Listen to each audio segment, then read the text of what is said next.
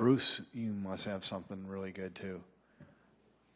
Of course I do. It's Bruce Danielson, and I guess I'm here to entertain you too. I'd like to ask the clerk to read the roll, please.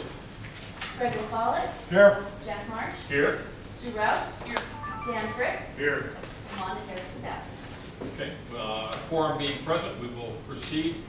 This is our first meeting of the year, and under our rules of procedure, this is the meeting in which we elect both a chair and a vice chair for this body.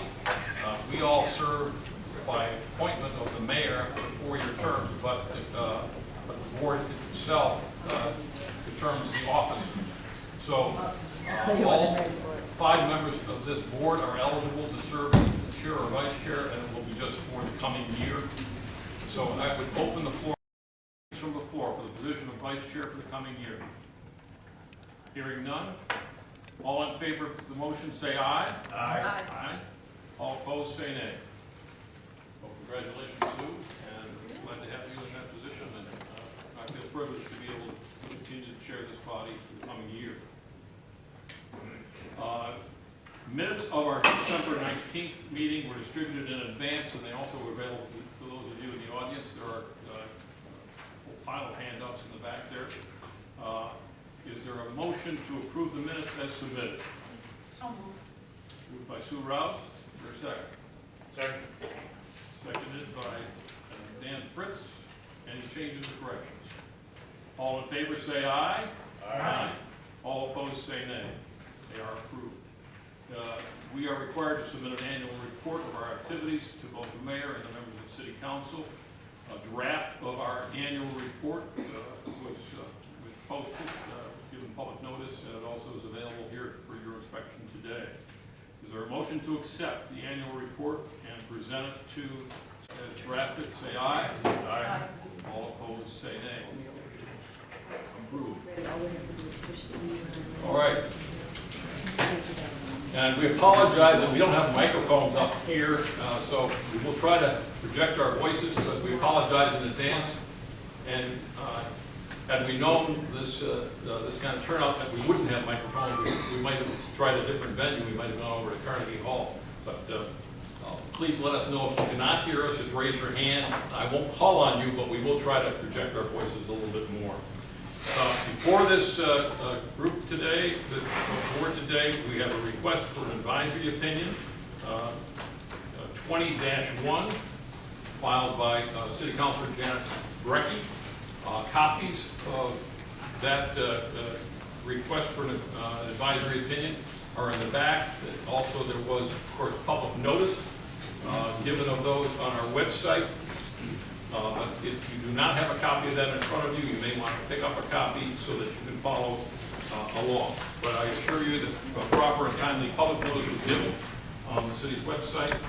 And so I'd like to suggest this, and unless my board colleagues object or prefer a different approach, we would enter the request for an advisory opinion into the record, and then first call upon City Attorney Stacy Koistra for guidance regarding the jurisdiction and legal authorities, including any relevant laws, precedents, or procedures. And then we would proceed with hearing from Janet Brekke, allow her to address the board. And then following Councilor Brecke's appearance, we would invite public testimony only from Sioux Falls city residents, and only from those who, of course, are present in person today. We don't have any ability to allow people to testify by telephone. Carrie Hensel, one of our clerks, we have a sign-up sheet.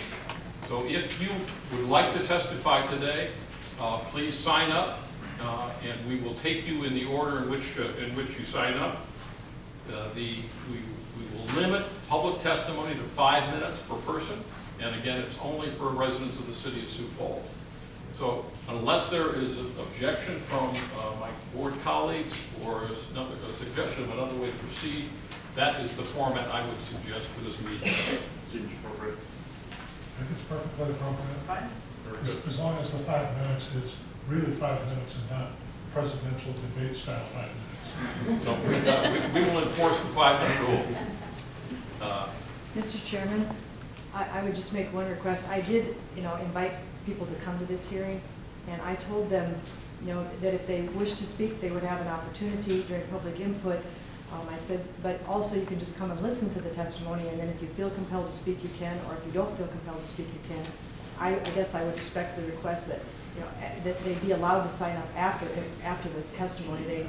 After they received the information, they feel compelled to speak at that time, but they really weren't planning on speaking. That's fine. I think that is appropriate, Councilor Brekke. I'm So- going to check, don't we have them sign up and then they can just skip if they choose to not speak? When they're No. called on those capacity. Let me suggest this. Once you have completed your testimony, Councilor Brekke, people can sign up. But after that, I don't think we can keep that list open all afternoon. Yeah, again, I'm planning on speaking is one thing, but speaking after you hear something is another thing. And all I'm asking for is an opportunity for them, to be able to decide to speak after they hear things that feel they're compelled to say something. I think that's reasonable, so we will allow people to sign up to testify after we conclude the testimony from Councilor Brekke, but we will not keep that open indefinitely. We'll, those who want to speak at that point will sign up, and then that will be we'll close out that sign up. We just can't keep adding people all afternoon. Is that Well, I guess, just, So, I again, would ask you to- respectfully, I was thinking at the close of testimony. At the close of, at the close of my presentation. at the close of your presentation? That's correct. Okay. So is the rest of the board agreeable to that? I agree. Okay. So Stacy Koistra, as our city attorney, is also counsel to this body. So I would begin by asking the city attorney, there are 11 separate questions posed by Janet Brekke in her written request. So my first question of our city attorney is whether we have a jurisdiction over all 11 of those questions, or whether some of those are outside of our purview in your judgment. Well, there is jurisdiction here for Councilor Brecke's opinion pursuant to City Ordinance 35.057, which is essentially the city ordinance that allows for requests to be submitted for advisory opinions. As we go through the particular questions, there's going to be additional law that applies.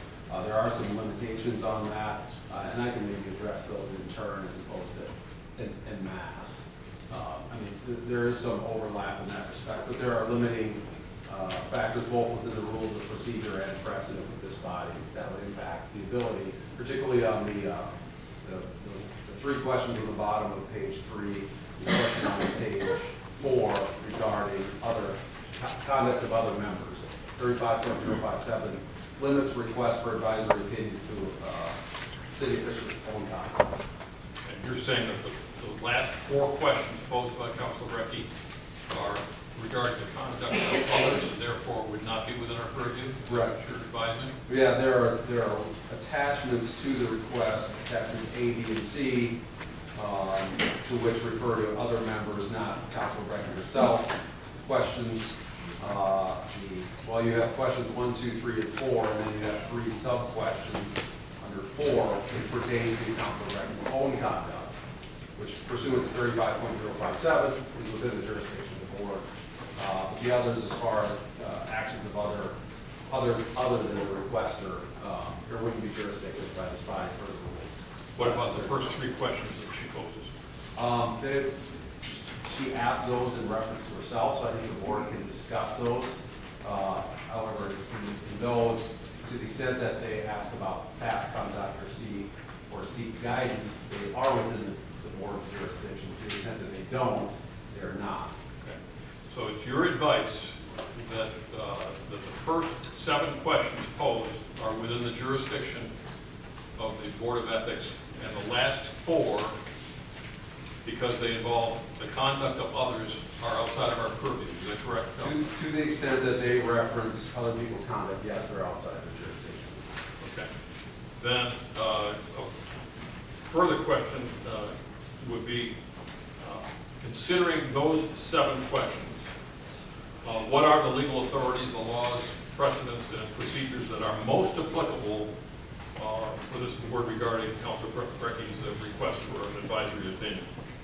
Well, there are certain authorities we believe, obviously we haven't heard the testimony yet, but those would include, of course, 35.057, the prior advisory opinions of the board, some in particular based on the questions. The first three questions would be advisory opinions 07-1, 18-2, and 19-5. What is the essence of those three? It pertains to basically what is also in the rules of procedure of the Board of Ethics, which is that hypothetical questions are not to be considered by the board. The subject matter of these requests include campaign finance related issues, which ultimately also includes speech issues. The United States Supreme Court has addressed this in Citizens United versus FEC. 5 at the site for that being 558 U.S. 310, 2010 case. Related to campaign finance, the City of Sioux Falls has incorporated state law. The city ordinance incorporating state law is 38.001. And state law itself is SDCL 12-27-8, which we can discuss in further detail as appropriate. Other authorities would include City Charter Section 7.02, City Ordinance 34.005, City Ordinance 34.008, and 34.009, the last three of which are canons of ethics for city councilors. Can you tell us what are the campaign finance laws that impact city council? Well, campaign finance applies to everyone. Okay. So that's, again, the SDCL 12-27 is a chapter that deals with campaign finance in state South Florida. So can you remind us what is the individual limit on contributions? It's $1,000, based on the incorporation that the 38.001, which states the provisions of state law and campaign finance applicable to state legislative office shall also apply to all elected municipal positions, which is 12-27-8, which is a $1,000 limit on campaign contributions. Are PACs allowed? Yes. Okay. As far as the existence of those, I think, Mr. Chair, what I think we can do is move into maybe the individual questions and address those as we go. Okay. But it is your position that the last four questions posed by Councilor Brekke are outside of our purview? To the extent that they apply to other individuals other than yourself, yes. Very good. Any questions from other members of the board? No. To the city attorney? Okay. Councilor Brekke, please come forward and we will swear you in.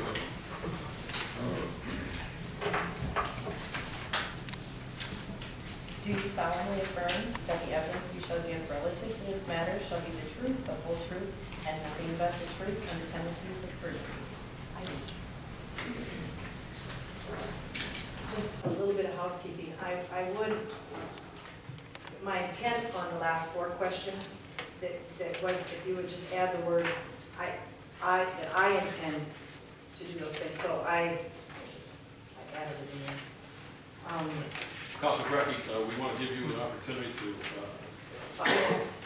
present. What I'm saying is on the last four questions, my intent in those questions was just a more specific restatement of the top ones, using the attachments as examples. What I'm asking in the last four questions really mirrors the first three, which is whether if I participate in the same fashion that this conduct has been performed in these exhibits, do I violate any ethics ordinances? So that's, or maybe I didn't state it well, so I just say whether if I participate in those things.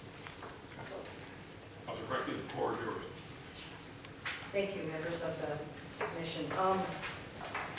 I'd like to start my presentation by reading a memorandum of explanation really that I sent to my fellow council members and the mayor as to why I chose to bring the issue to the Board of Ethics this way.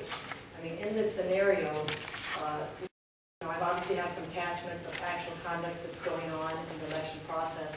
And it's important for me and for my benefit as a public official, for people to understand, particularly my colleagues, that my reason for requesting advisory opinion on my own a binding advisory opinion on my own conduct is because I did not want to cast aspersions, on my fellow colleagues.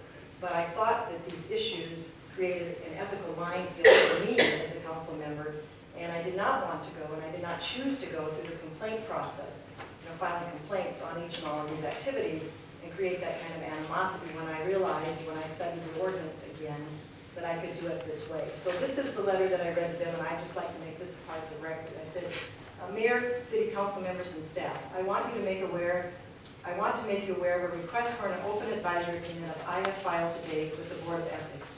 I have attached a courtesy copy with this email by way of explanation. I want you to understand that I chose an open request for a binding advisory opinion because I am seeking guidance from the Ethics Board on the appropriate local election-related conduct. It is not my intent to cast aspersions at anyone. As you will see, I included a review of my own past conduct in the request. I am not filing any complaints against anyone. I have raised a variety of issues that I believe an advisory opinion from the Ethics Board will help to guide my behavior, as well as the behavior of other elected officials and candidates. It is my sincere hope that a clear direction from the Ethics Board will be of benefit to all elected officials and candidates for office. And I thank you for granting me that courtesy to do that because I really feel like I'm in a delicate position and it's important for me to have everyone understand that.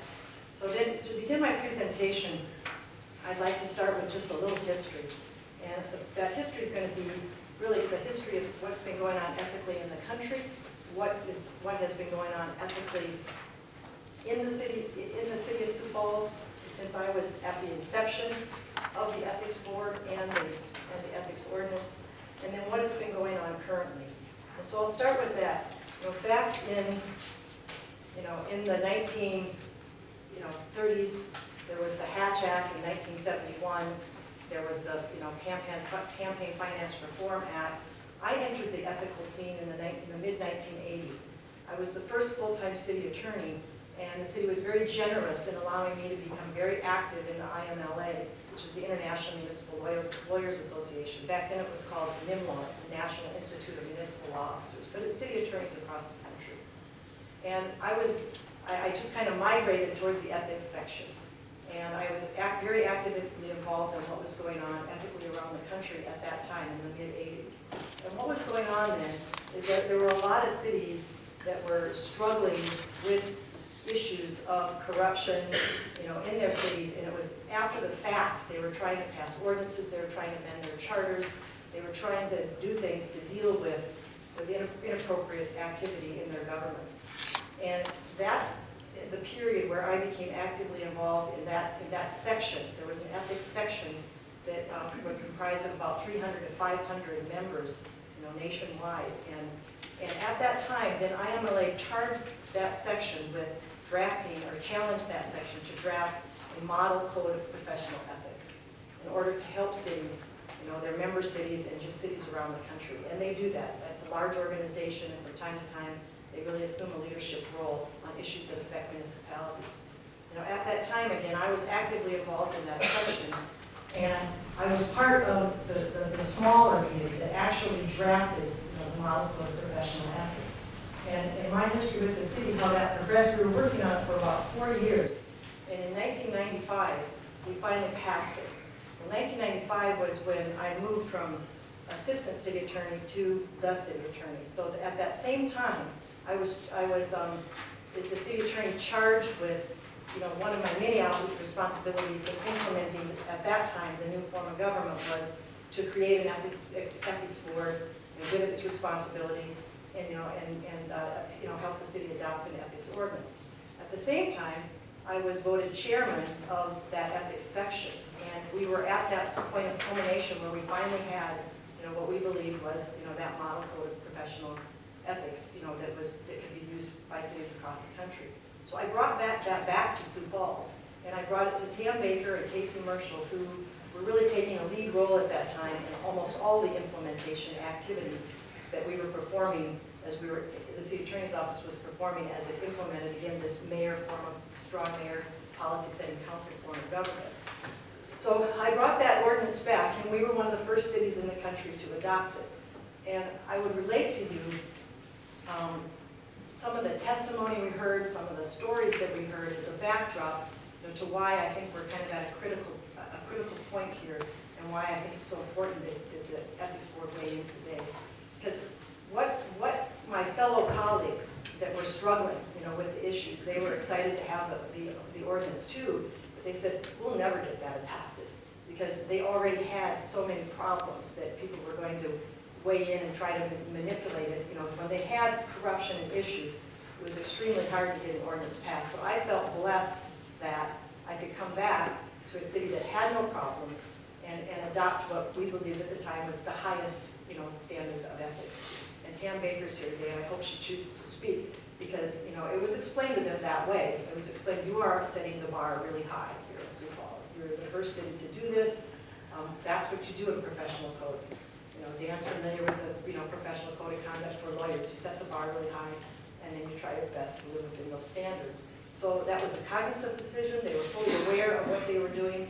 And again, I felt fortunate that we could start this form of government out that way. When I talked to my fellow city attorneys, they were excited about the ordinance, but, you know, knew that it was going to get all carved up in its adoption because there was already things going on that made it difficult. So I would just lay that out as a backdrop for you, you know, as we move forward. And then, in moving forward, I would just move forward to what we've got done and paint also a backdrop for you of what's just recently happened here in the city of Sioux Falls. And this is, you know, our recent history. And I guess I was going to just add a little more piece of council history. I did call all the living mayors. You know, I talked to all the living mayors. I'm relying on my memory for those past mayors. I served under 5 mayors.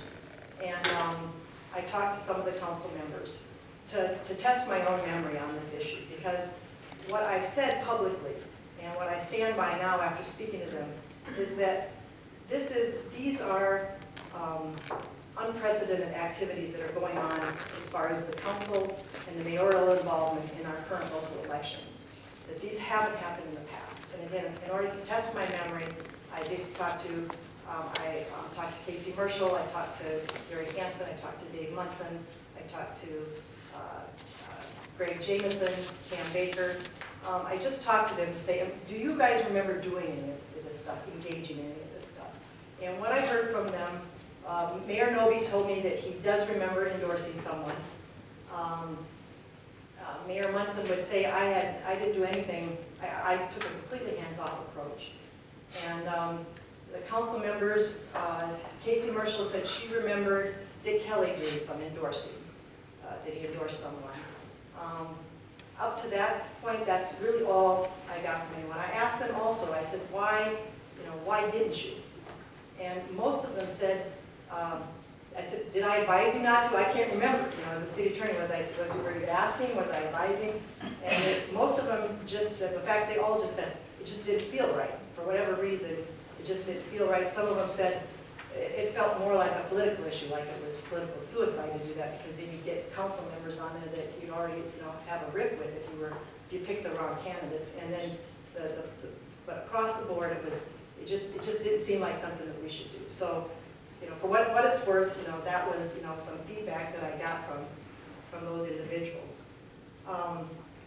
So with that backdrop, I would just carry it a little bit further forward. Now, I also, you know, I stopped with Mayor Munson, but in the newspaper there was an article with regard to Mayor Huther. And again, this is the point where I see things changing. The shift to me began when Mayor Huther had his wife, you know, donating. And I don't think there's anything that you can do to stop that, but he clearly said that, you know, from his family, they're involved in politics. And so there was that connection, that obvious connection, and that you know, peripheral involvement by Mayor Huther. He was, I think, you know, you were following it all in the last election. He was very involved in the last election, although he wasn't actually publicly endorsing or doing things like that. So it kind of pushed it, you know, to another level. And then this, you know, in this campaign now, you know, you've got the examples of what I put out as the examples, and you've got the mayor's office, you know, actively, you know, helping finance, you know, his fellow candidate or his fellow colleagues on the council. And so, you know, that's you know, also just your council history as it relates to election-related activities. as a factual backdrop, again, to some activities that are going on, that have just gone on recently with regard to the city council and the city of Sioux Falls, I would point out three things. Number one, just, within the last 2 years before this election, the council adopted an ordinance which changed from a 37% plurality voting election requirement to a 50+1% majority vote to win council elections. That's also been known, and it's been stated publicly, as the Staley rule. And for government junkies, it's clear that that creates an advantage for well-financed candidates versus your grassroots candidates. And in fact, in a conversation that I had with the author of that amendment, he clearly stated that was it, to me, that was its intent. And that was when I was as a candidate, before I really understood what was going on there. The intent was that people like that should not be on the council, and this would make it harder for them to do that. Whether it does in fact, I don't know, but I think that backdrop is important. I've got three things, and it'll all tie together in the end, so just be patient with me here. The second one is just a few weeks ago, right during this active campaigning process, the council eliminated the termination provision for campaign committees, which allows for perpetual fundraising. So now your campaign committees can go on forever. There used to be, after 60 days after the election was over, you had to terminate your campaign committee, which required you to put the money in a PAC, which you could control and use it later, or to spend it. And there was three requirements for how it needed to be spent. And again, these things that I'm telling you about, I will bring together. It is important. It's just a backdrop for things. And so now, for the first time in the history of Sioux Falls, the campaign committees that you start, like if I have one, start Janet Brekke for city council, it goes forever. I mean, that money you can continue to put money in it. You can use that money however you want after you leave office. As long as you don't close it out, it goes on forever. City PACs are still around, and you can start a city PAC, and you can do the same thing with city PACs as well. And then also, there's other PACs for purposes. Those are the two relevant things. And the mayor, and again, I think this is a pertinent fact, the mayor, and I'm not criticizing, but sometimes we don't know what we're doing, and it can create a delicate situation. But the mayor is currently, and he's not ashamed of it, and I don't know that he has to be, but he's not ashamed of it, but he's not a declared candidate in this election. And he has actively been fundraising since October of 2019 through a website that says Paul Tenhaken for mayor on it, and that's one of your attachments. But the money, however, is going into goes into a city PAC.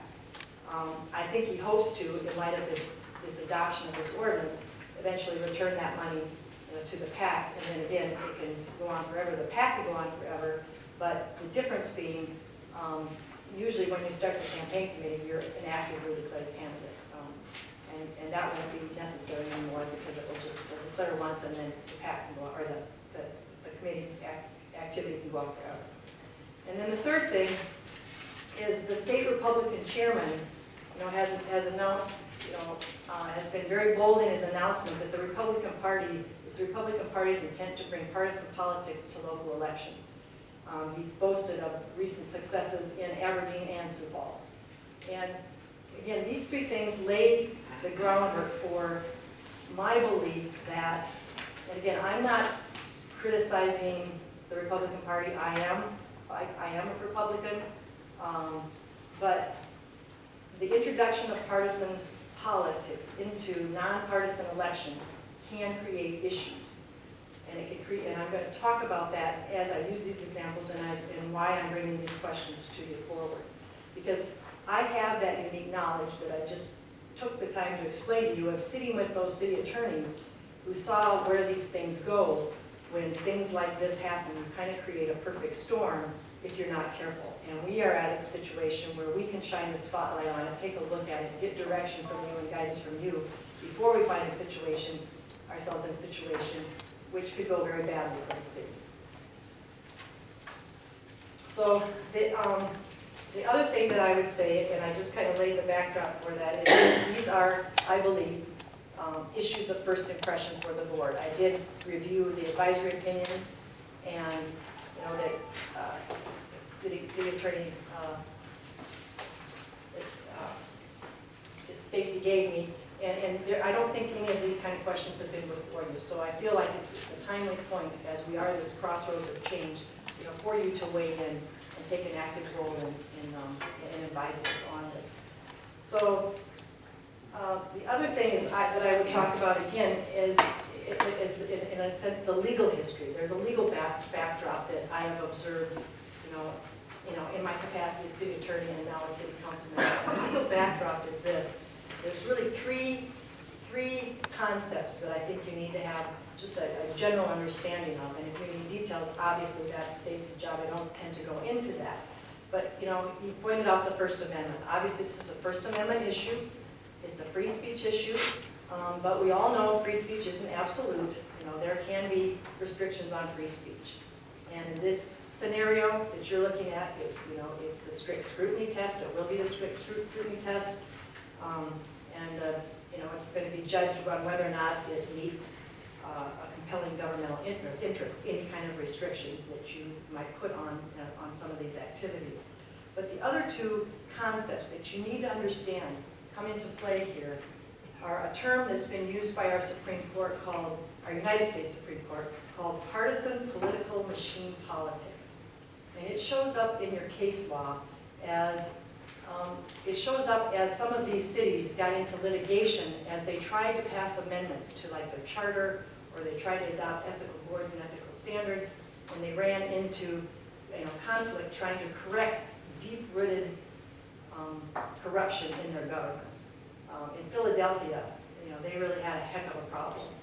And they were met with a lot of challenges as they tried to unravel what had been, and that is where the term, at least in one place where that term, partisan political machine politics, was really making government non-functional for them. And so, that is, these things that I'm talking about, that's why you need a working knowledge of that, because what we've got going on here puts that backdrop into place. Again, am I accusing anybody of anything? No, I think we're entering into it quite naive. It's only me feeling like I would be doing the city a disservice if I didn't come forward and say, be careful. This is a time to ring the bell, raise the flag a little bit. If you, be careful if forever hold your peace. And so, I feel just compelled to come forward and relay out this history.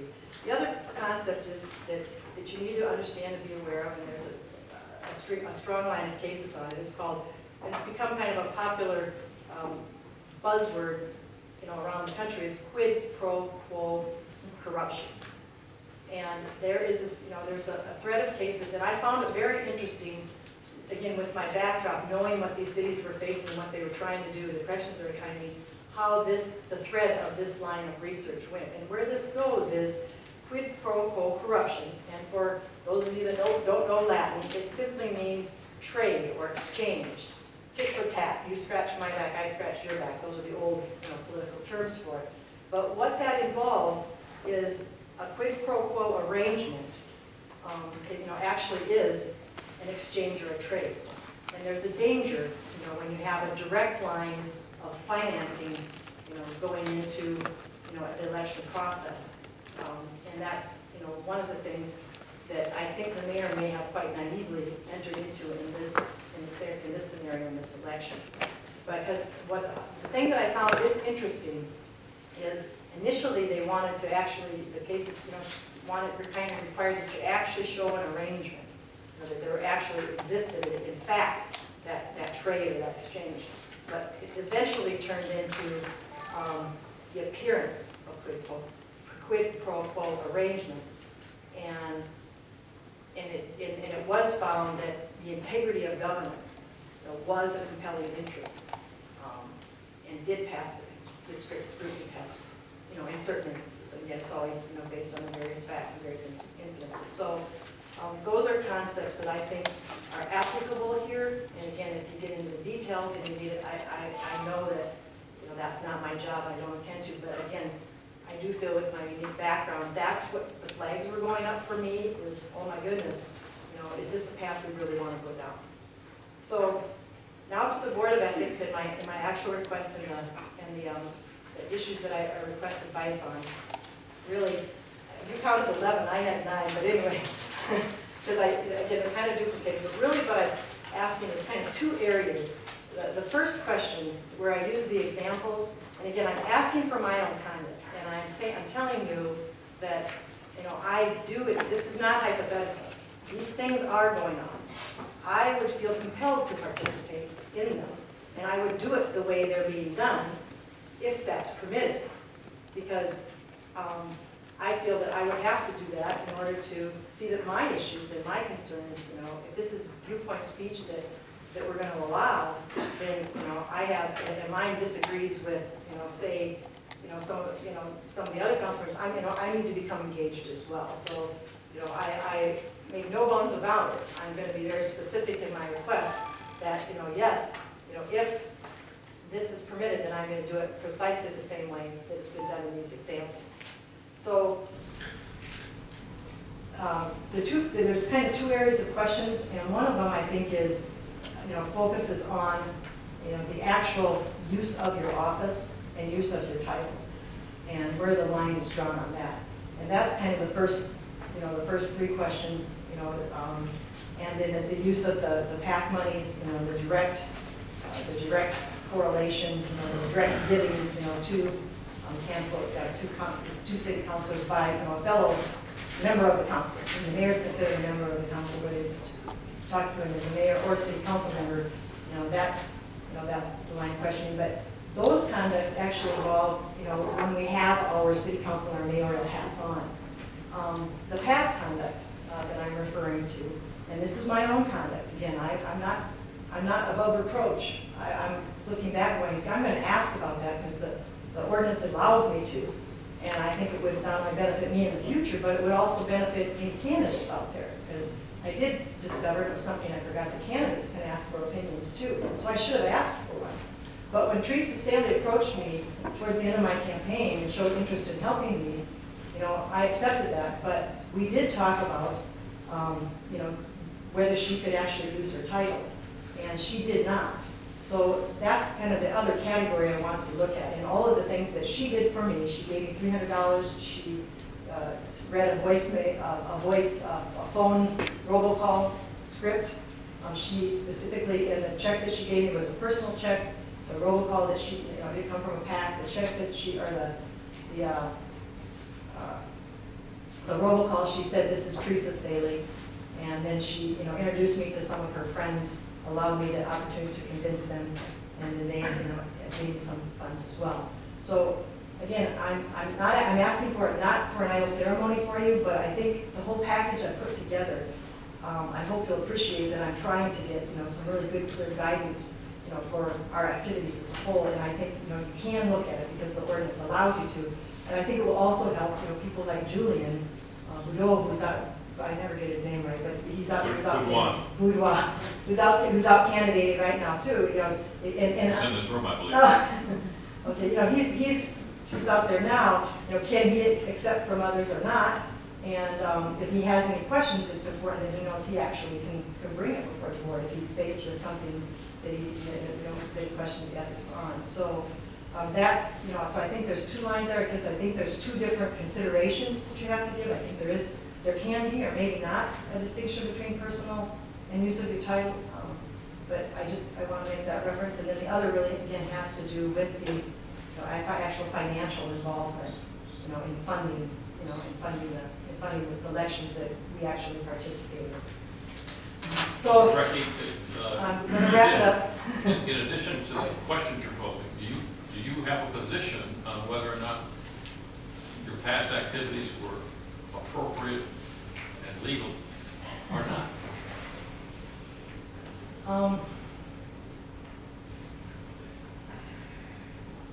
That's a good question. I thought about it a Now, lot. in raising this, in bringing this matter to us, are you advocating a certain position? I think I am. Would you articulate that for us? Can I articulate it at the end? Because I would. I questioned that earlier a lot. And I guess I can just say it right here, and then you'll just know where I'm going. In hindsight, again, as I look at the benefit of hindsight, I just want to be like Tam Baker and Casey Marshall, who I talked to and said, did you guys get involved in any of this? And no, because I want to just stand back here and go, la, la, la. You guys just have at it. The people decide, I'll work with whoever you bring on board. I'd like to see it go that way. In that regard, then yes, I would say that even my, even my own personal conduct or the personal conduct for me as a council member should be removed. And quite frankly, as a city attorney and as an employee, we're completely removed. And it was really pleasant as a city attorney because I could say, no, I can't sign this petition, no, I can't give you money, la, la, la, have at it. And so, yeah, when I found myself in a position of conflict, because do I owe Teresa something? Do I owe her something? She helped me out right at the last minute. Well, you feel that way. You feel like you do. And that's part of the reason I brought it to you. I said, I don't know, I don't want to do this for you, Teresa, and I don't want to get in trouble. So it was really part of the driving force for me. And part of me goes, la, la, la, I want to be like Casey and Tam and the rest of those council members who didn't have to worry about that. And so if it can be done legally, I guess that's what I would do. By ordinance and also in the charter, code of ethics, there are repeated references to members of city council, our elected officials need to be cognizant of our campaign election laws to be in compliance with those, right? Scrupulous compliance. Scrupulous compliance. And then in the city charter, as amended, section 7.02, under prohibitions, on paragraph 5, and I just want to read paragraph 5. This is as amended. I think this is correct, isn't it? This paragraph was amended after the original charter was adopted. I just want to read this. No city employee shall directly or indirectly contribute money or anything of value or render service in behalf of the candidacy of any candidate for nomination or election to any city office. Elected officials and spouses of city employees acting on their own behalf are exempt from this prohibition. Elected officials are exempt from this prohibition. The expression of private or personal views concerning candidates for political office is not prohibited hereby. So, I think I've read that 1,000 times. so what does that mean to you? What That that- there should be restrictions or should not be restrictions outside of campaign finance laws? To me, it said to me, I think that's where your discretion comes in. I think there's enough latitude in that to go either way for the personal behavior. I think the personal behavior, can be permitted in there. You could use that provision to make a distinction that Teresa Staley acting as Teresa Staley could give Janet Brekke money. That Janet Brekke could, do a robocall for someone using Janet Brecke's own name. That Christine Erickson could use her own name and do some of these activities. I think it would allow you to do that. But I also think that it doesn't necessarily allow you to do that, because once you jump into the public forum, is it truly private? So far. First of all, thank you so much for a coherent, intelligent, very well put together, I'm going to call this a brief, because your legal training shows through. Well, I appeared before you before, and I think it was sloppy. It was kind of sloppy. So I really tried to learn from my experience before you be specific. I wrote down a couple of things that you and I have brushed by this a couple of times before. You talked about it a little bit.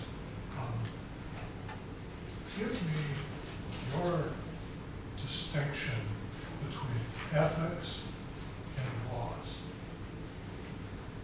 You just introduce my next. I was going to go to my roadmap for how you dissect the issues I put before you, and that is the start of that. So if somebody wants to turn that on for me, and anyone wants a copy of this, it's in the back.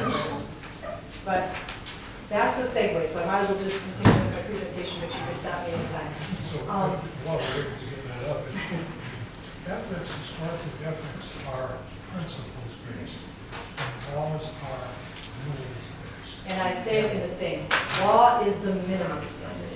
We And ethics are the high, often often the highest find standard. ethics questions in people looking for safety in a legal, and we mix up the words unethical and illegal, but they are not synonymous at all. Back to your question, Jack, there was one other thing it just occurred to me because when I looked at that. The reason that I think there's flow in the language is because the case law has truly changed on that. I think the case law, as it evolved, used to make a clear distinction between that private and personal use, but I don't see, I was not able to find distinctions in that. It's more about the activity. It's just more about the activity and not the capacity, because the case law kind of presumes that I'm a council member wherever I go. If I'm involved in local political activity, I'm a council member. So there's that part of it. But to answer your question, I was trying to, you're right, it took me hours to put this together because there's three places you're looking. You're looking at the charter provisions, you're looking all over, then there's the section that has the employee-related conduct, which actually is in the ordinance that you just read, that charter provision is in the ordinance, but it's under employees, and yet it applies to the council members. So I thought I would try to put something together to kind of help us funnel it into a logical way to approach this, and it actually gets down to the specifically what I'm asking you to do and how to analyze each of these. And that is, start with your charter authority. And again, when we implement, the charter says, you shall have an ethics board, you shall have an ethics ordinance. And some of the strict prohibitions are right in there. And 702 of the Sioux Falls City Charter flat out says, use of public office for private gain is prohibited. And I put in parentheses for themselves or others because that's how the ordinance fleshed that out. The actual language of the charter is use of public office for private gain prohibited, boom. But how the ordinance, they put together that ordinance and you breathe life into that provision. And how you do that is, that's the provisions that will actually get down to at the very bottom. I start at the top and I go back to the bottom. So again, then you start with law versus ethics. And what I would say is most of the time in this arena, the law sets the minimum standard. That's where the legal bar is. And a lot of people would like to stay right there, right on that bar and not go anywhere. But I began this presentation by telling you that city council set the bar high. And they set an ethical standard, really far higher than the legal standard of the law. And I would say to Dan's, there's three kinds of ethics. There's professional ethics, there's your business corporate ethics, and your personal ethics. And they really set the bar, your professional ethics are like your doctors and lawyers. They set the bar high. This council was pushing it to that level. They were trying to have a very high standard of ethics for this city and thought that it would serve the city well to do so. Probably in light of the backdrop I was telling you about, the unique position that we were in at that time. So then, with that backdrop, then you go in and then you look at the specifics. And the specifics are 35-131, political contributions are not gifts. I didn't want anybody to get confused with that because let me back up. I'm going to explain the ordinance. So the ordinance, the charter sets the prohibition. Then it also really tells you what to put in the ordinance. It says, you shall, it's in my thing, you shall deal with these areas. And again, this is standard, pretty much standard government ethics ordinance. And the three areas are undue influence, conduct, inappropriate conduct, and finance. And so if you look at the model code, that's what you got, and that's what the charter said. It said to deal with those three areas. So that's what we did. So you have your gifts and honoraria, and that's where you'll see political contributions are not gifts. I didn't want people to get confused with that because again, basically gifts and honoraria are about undue influence. Okay, you receive it. You receive a trip. You receive a golf outing. You receive those kinds of things. That's a different issue. What that section is saying, in the area of undue influence, political contributions don't count, because that's not what it's all about. It's separate from the conflicts of interest portion, which deals with conduct, which deals with, use of the office, use of the position, and what's appropriate conduct, appropriate use of the office. And that, that's that section. And then the finance section really just is what Jack pointed out. You're required to scrupulously comply with the conflicts of interest and finance laws. And the city has just basically adopted the state format for that. So, that's how you deal with that. So I drilled down my request to be involved in the appropriate use of the office, the appropriate conduct under the conflicts of interest section. So what I am asking you to do is, look at the various canons that come into play as well, but actually, that conflicts of interest portion, D and E, at the very bottom here, as kind of the ultimate question. So you need to look at all three of these together. It's not showing it anymore. Yeah, can you just slide it up?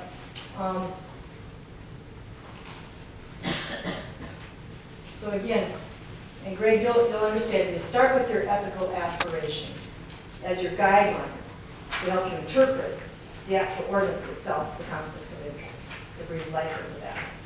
And so that I think the ones that are at issue here, and not surprisingly, appearance of impropriety, because again, we set that, it's like the lawyer standard, we set it that high, and inappropriate political activity. And then the conflicts of interest, again, it goes right back to the top. The very first thing that the charter said was, use of public office for private gain prohibited. And that's fleshed out in the ordinance, and how that's fleshed out in the ordinance, there's a whole bunch of sections, but the two I think that are relevant to this discussion are D and E. And that is, again, using our office for the benefit of ourselves, or the benefit of others as an individual, as an organization. I think we have to be very careful of that. And I think you look at that under the umbrella of, the activities that I'm asking about. And yes, does it create appearance of impropriety? Is it appropriate or inappropriate political activity? You guys get to decide that. Within the bounds of the law, as you're advised by Stacy, you can set that bar wherever you want. And same with appearance of impropriety. Is your opinion that the person to whom the appearance of impropriety sits at this table and nowhere else? Because there's always going to be someone who thinks anything someone else does is improper. Being on the ethics board isn't for wimps, yes. This board has a really serious responsibility. And I'll give you another little piece of past history that I learned. I mean, whoa, the horror stories we learned about the abuses of ethics boards during election cycles. Meritless complaints filed and activities. And I could give you a whole presentation if you want sometime during the public input section, just to explain to you how we built the ordinance to try to strike that balance between keeping complaints confidential so that frivolous complaints didn't harm the image of elected officials, and the balance between the legitimate complaints and actually sniffing out wrongdoing. I mean, there's a lot of thought went into trying to strike a balance there, because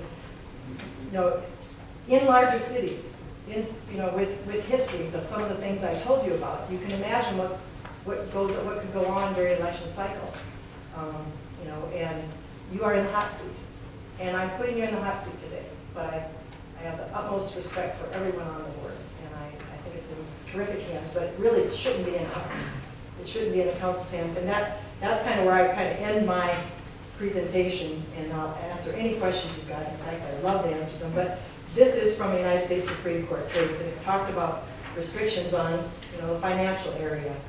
And it said, we have explained, it said, campaign finance restrictions that pursue other objectives, we have explained, impermissibly inject the government into the debate over who should govern. And those who should govern, and this is in italics, in the United States Supreme Court opinion, and those who should govern should be the last italicized people to help decide who should italicize govern. Well, if I may, probably one of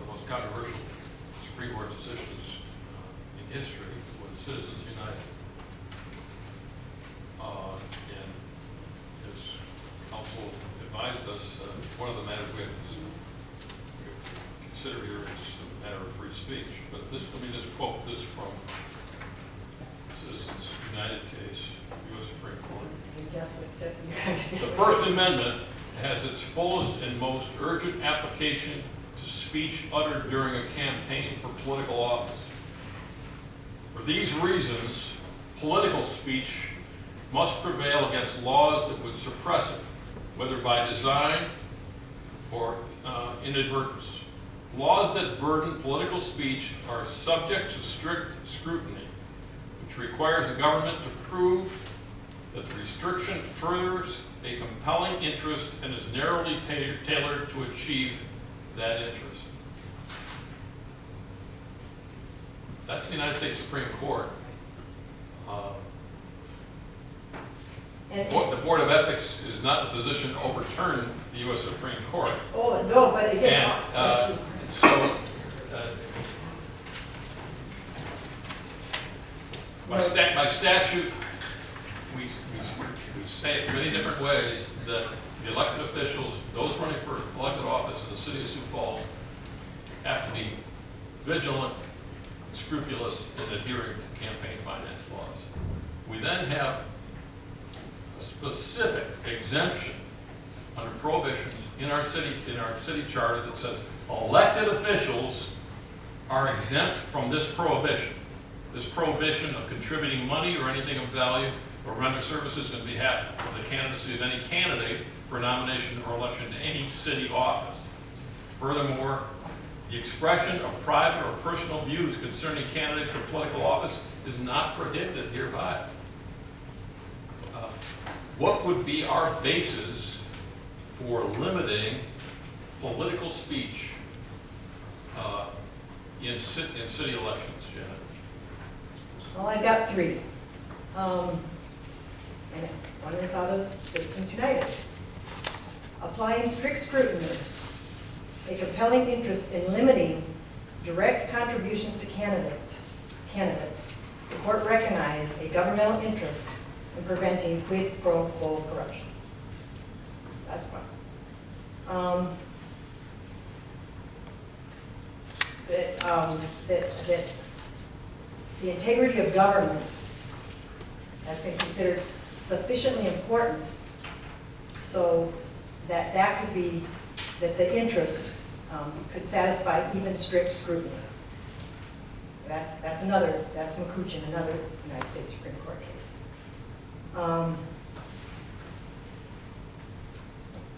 Anti-corruption FOP versus City of Philadelphia, citing a Reader case, that's a Third Circuit appellate case, but it cites a Eighth Circuit case. Anti-corruption rationales and preservation of the integrity of government have been the basis for limitations on political campaign activities. So I think it's what I harken back to what I said at the beginning. There's that bubbling pot of activity which set down some ability to try to protect government and did modify in part that decision. Janet, Questions? I want to echo the thanks for bringing this to us. I've known you a long time, and regardless of how this board comes out, I am fully confident that your motives are only the best, and you want the best for the city of Sioux Falls. I'm fully confident of that. With that,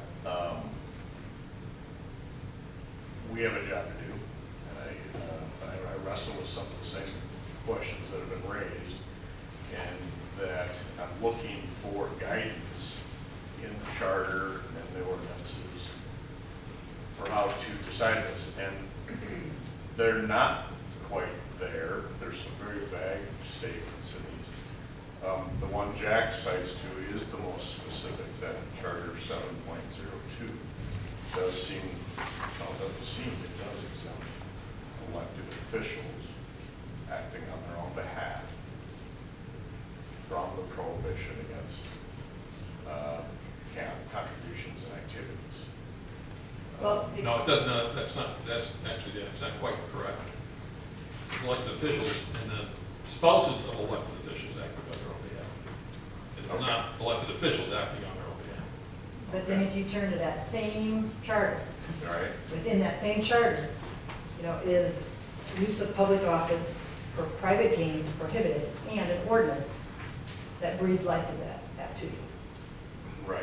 And I would, I would deem that second one less specific than 702, which then leads for a lot of room for interpretation.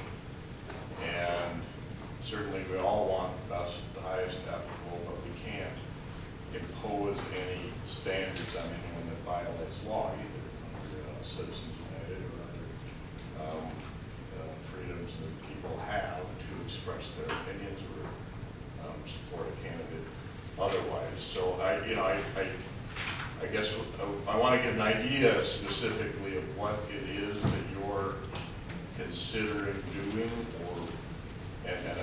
what I gather is one, either you want to donate to another council member's campaign or vice versa, have them donate to yours. Is that part of it? If this is all okay, that everything that's been done is all okay, then I'm all in. I have, penciled in a pact, and my pact will read the exact same way as the mayor's pact. It will say, it will be called Democracy Champions. I will be the chair, and I will be the treasurer. And a statement of purpose and goals will read, quote unquote, from the mayor's pact, local municipal support, and the trade or the primary interest of the committee, support of Janet Brekke's candidates and issue efforts. That will be, that slipped right out of the mayor's. I would use that in order to respect, what you guys have talked about hypothetically. Because I can't ask you a hypothetical situation and then go out there and change the facts on you. So I'm going to give you the specific facts. I'll stand here and answer every specific fact you need so that your decision will be limited to my facts. And then it is truly anticipated conduct, which I'm entitled to have an opinion on, and not hypothetical. So yes, I will start a pact. Yes, I will use my name in activities to support fellow council members. I will feel that I have the ability to host fundraisers using my council name, do roll calls, be in photographs using my council name.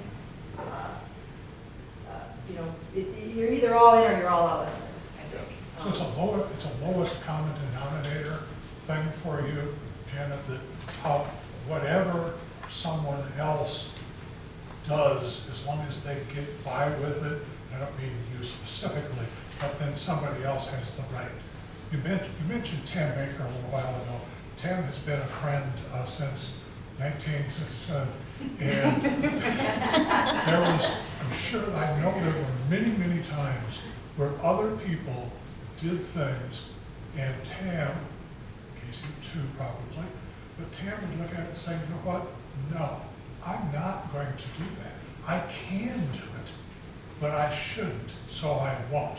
And I'm disappointed in, again, not you specifically, but the council and the whole situation in general, that we're all saying, I have a right to do that, I can do that, and nobody is standing up and saying, yeah, but you know what, I shouldn't.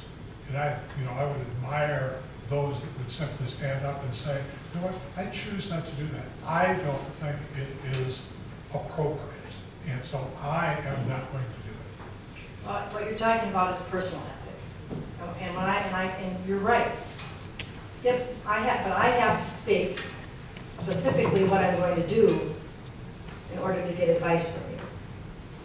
And then I look at that, and I'm basing my specifics on actual activities that are taking place. Because if my fellow council members and the mayor are doing those things, and if they're allowed, then I will do them in the way they're doing, because I don't want to get crosswise with the Board of Ethics. However, my personal ethics do come into play. Now, should I do this personally, do I think it's right? No, I don't. Then why do it? Because then my voice is lost. Because at the moment, I represent a minority on the council. And if I don't engage in these activities, then how is that minority voice, then that minority's voice is lost in the process. So it may make me stretch, my personal ethics. But I do feel that those grassroots opportunities, those grassroots people who supported me in my election, I feel responsible to a certain extent for that voice. Further questions, Supervisor? I have a question that I'd like to follow up with an observation. You referred to the mayor's PAC. In the documents related to that, does it refer to him as the mayor or just by name? It's back there. There's somebody, I'll just run back to that. Let's see the document.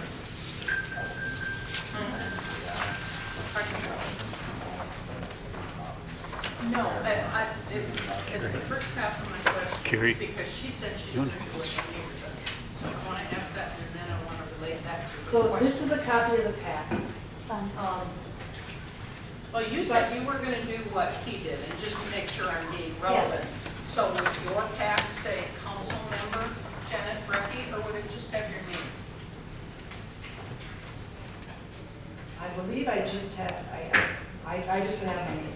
Okay, the first two questions. But there's two documents. There's the PAC itself and how it reads, and then also there's how the PAC's been used. And there's two newspaper articles that I had added to your attachments. And the mayor said in those articles that he strictly controlled, Yeah, well, that he controlled the money, it was his decision, and he was disseminating the money, so that he had total control over it.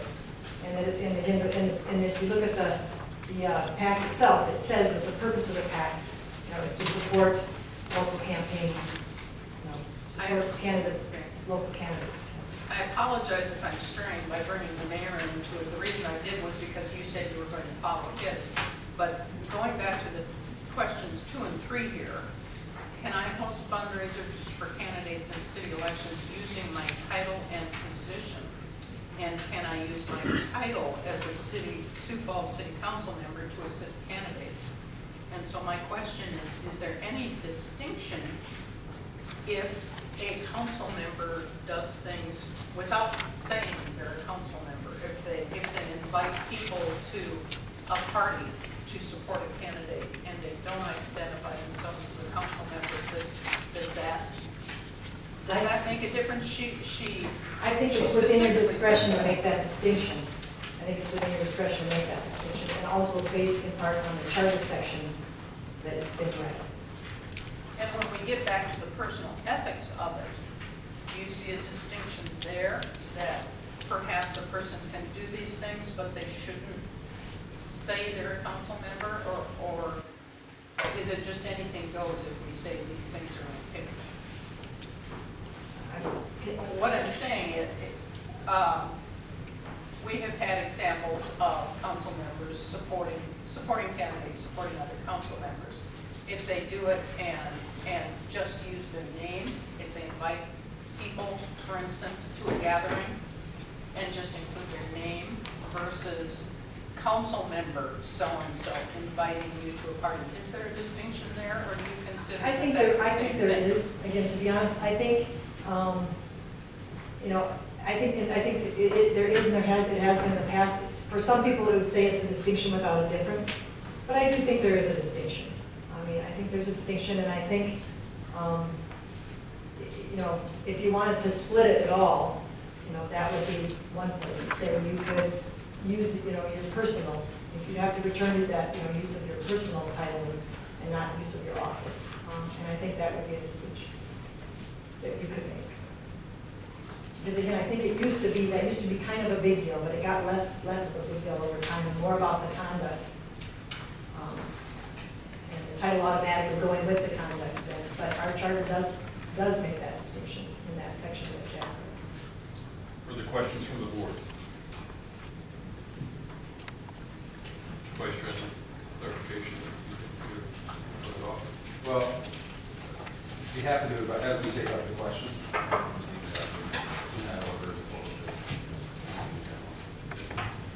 Mr. Brekke, would you have you stand by, please, in case we want to bring you back? Because Certainly, and questions.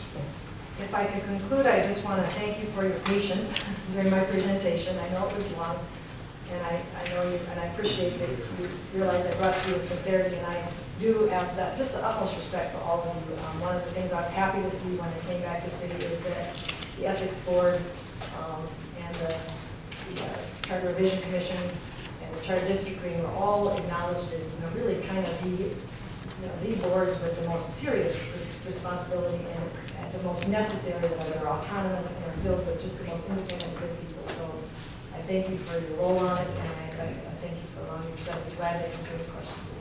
Thank you. And if anyone would like to offer public testimony, we just have you sign up with the carrier.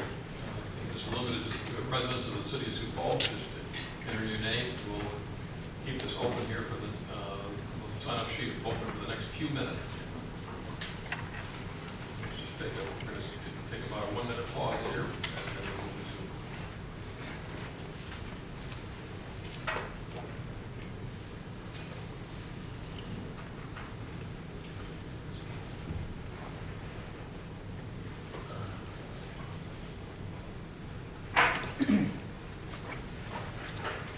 And can you identify yourself, please? Yes. My name is Pamela Sullivan. Emma, I we're live in- going to swear you in, please. Oh, Bonnie, we'll swear you in. Do you solemnly affirm that the evidence that you shall give relative to this matter shall be the truth, the whole truth, and nothing but the truth under penalties of perjury? yes, I do. And could you repeat your name again, please? Pamela Sullivan. Thank you. Sullivan. I just have a couple comments. The good gentleman in the middle cited a Supreme Court case that talked about free speech and political campaigns. In my mind, a nonpartisan campaign is not political, okay? A political campaign has to do with parties, okay? The definition relating to the ideas or strategies of a particular party or group in politics. And so to me, the fact that the city council and the mayor's race is a nonpartisan race. And so, the argument that free speech and political campaigns, to me, doesn't apply to that because it is nonpartisan. And, I guess, there was one other thing I was going to say and I can't remember, but that's my main point, that, I think we need to keep our eye on the ball. And if we're talking about political parties, that's one thing. But if we're talking about non-partisan things, it puts it in a different light. Thank you. Thank you. Barry, who is the next? Hannah Baker. Dan Baker. Step forward. Swear you in, Tim. Do you solemnly affirm that the evidence you shall give relative to this matter shall be the truth, the whole truth, and nothing but the truth under the penalties of perjury? I do. My name is Tamara Baker. Thank you all for your service. This is wonderful to see this in action.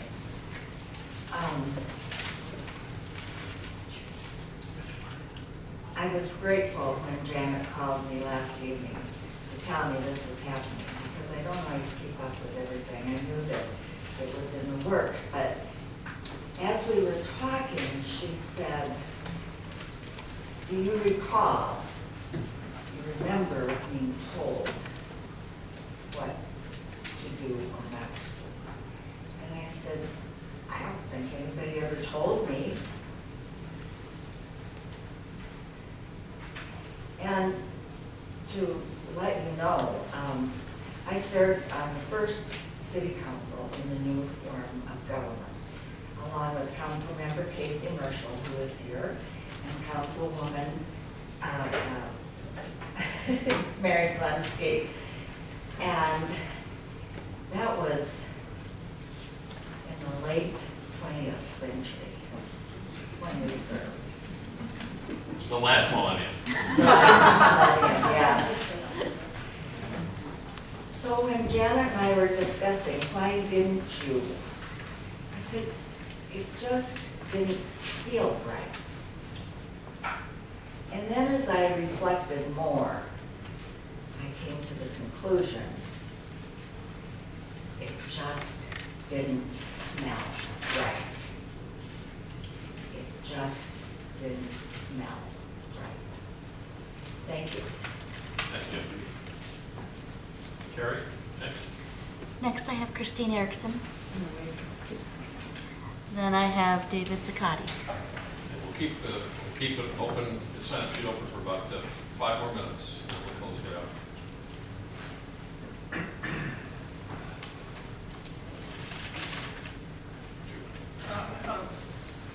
Who's next up? Christine waived for now. She waived? Okay. For now. Do you solemnly affirm that the evidence you shall give relative to this matter shall be the truth, the whole truth, and nothing but the truth under the penalty of perjury? I do.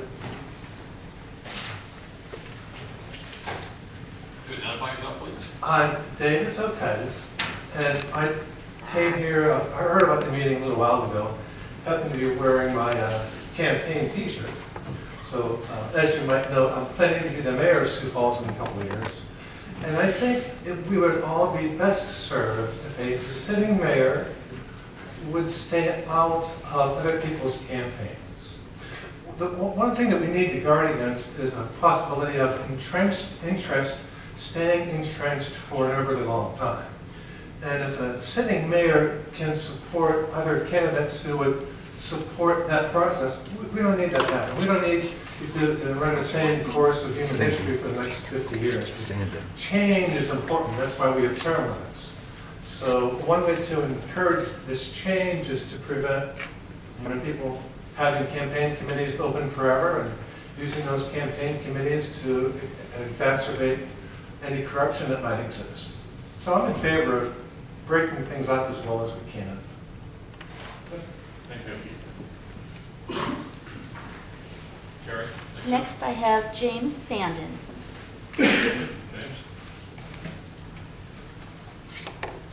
Do I give my hand first? first? Swear in, James. Oh, Do you solemnly affirm that the evidence you shall give relative to this matter shall be the truth, the whole truth, and nothing but the truth under the penalties of perjury? Would you identify yourself, sir? James Sandin, live in Sioux Falls. Or do you want the No, we don't need your address. I could give that and it'd be honest and true. But anyway, I would make the observation, I think it was Mr. LaFawn that brought up the issue of law and ethics. And I would remind you, you're on an ethics board. And the question then became the Supreme Court decision in Citizens United. Frankly, one of the most controversial cases, and a case that reeks with politics. But I guess it is the law. But to use that and say that as an ethics board, you're going to stand by that decision, I would have a tendency of saying, you're standing above that. Ethics to me means morals. In this country, for 100 years, we had legalized slavery. It wasn't moral or it wasn't ethical. So your decision today should be based on something other than a Supreme Court decision by one vote. Now, I suppose if you make a decision, it could be overturned based on law. But you're not here thinking about what could happen if I make a decision based on a moral obligation and what would be right for the city of Sioux Falls. So, I mean, I think you got a hard case, but I think that's worth thinking about when you make that decision. Thank you, James. Appreciate it. Pat Starr?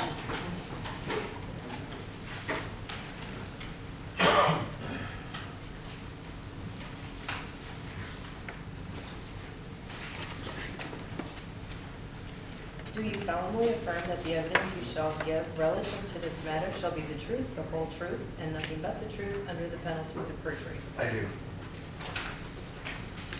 And we're going to hold open for just one more minute if anybody else wants to sign up, and then we're going to close it off. So if you have 1 minute if you'd like to sign up. Thank you. Good afternoon. First of all, I'd like to thank Councilor Brekke as well as the Ethics Board to take on this big issue this afternoon. I think there's a number of things, and if you don't mind, I want to just hop in and out of a few things of the questions you asked.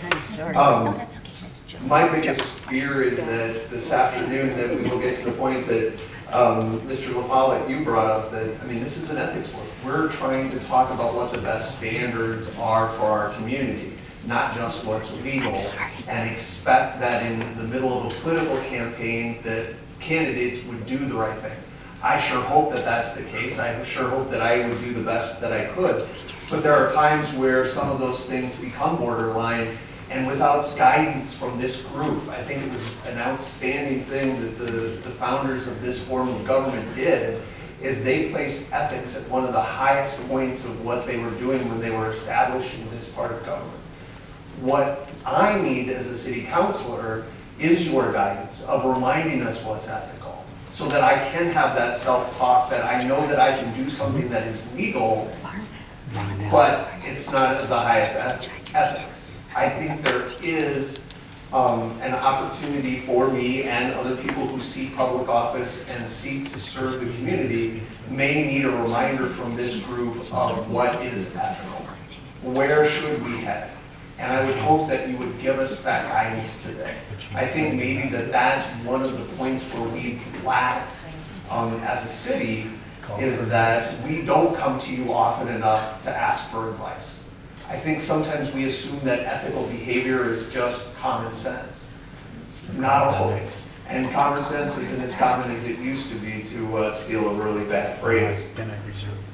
One of the other points that I wanted to make today, I truly believe there is a difference between when I use my title, Councilor Pat Starr, or if I hosted something where I said Pat and Emily Starr are inviting people to our home to meet a candidate.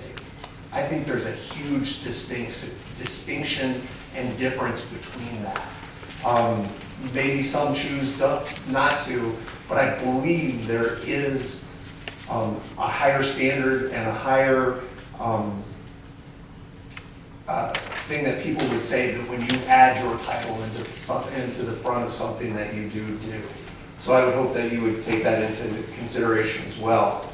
One of the other places that I spend a lot of time talking to people about and my constituents talk to me about is I have the First Amendment right to do things. When you assume a role as a public servant, especially in this case as a city councilor, I'm limited. My First Amendment rights become limited from the day I take the oath of office. There are a number of things, and as an example, I would throw out things that I learned in executive session. It is illegal for me to speak about that in public, what happened during that executive session. I believe there are other opportunities that I would have to speak freely, that my First Amendment rights are limited. I can't say things discouraging about the city of Sioux Falls that may harm us in either pending litigation or future litigation. There are times where my ability to defend constituents, I have to balance my right to say things publicly on their behalf with what are the best interests of the city. And that becomes really a difficult thing for an elected official to make that balance. Do I stand up for a constituent, or do I tell them about potentially how the city may have done something to cause harm to them or their family or their property? So to say that I have the First Amendment right to do things, I give up a lot of that as part of being a public official. Some of it's also timing of when you can talk about certain things. There are a number of things that I know that I would like to talk about publicly that I can't because there's pending litigation against the city or potentially could be that litigation. And it becomes really difficult. We face those issues just in the last few months where there is pending litigation, but we have to spend the public's money to mitigate our damages, but we put it on the consent agenda so that we didn't have to talk about it publicly. So unless one of us pulled it from the consent agenda, there was no public input, and there was a large fear. About 30 seconds. Thank you. 5 minutes is pretty limiting. You know, we limited our public input to 3 minutes in front of the council, and now it's standing there. So now I just wasted 15 more seconds. The First Amendment right thing that I wanted to end with is that we do give up some of those things. And there are ethical things, and I would hope that you have the ability this afternoon to give us guidance, not only for current council members, but to give us that guidance as people who seek public office, as well as to what our citizens can expect. Thank you. Thank you. Jerry, next up. I have Joan McMillan next.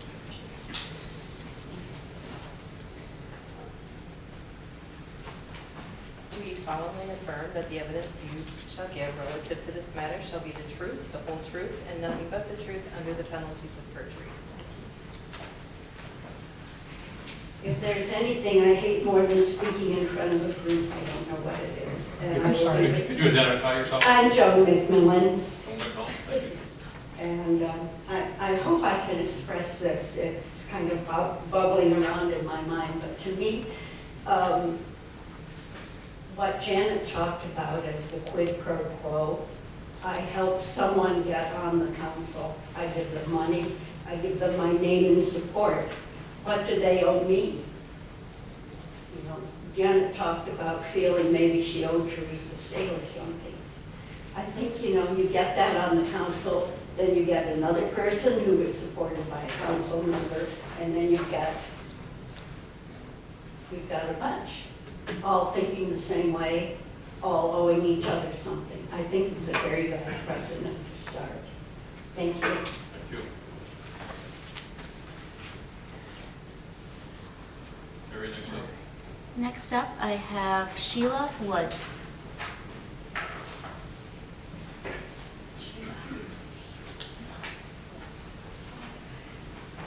Do you solemnly affirm that the evidence you shall give relative to this matter shall be the truth, the whole truth, and nothing but the truth under the penalties of perjury?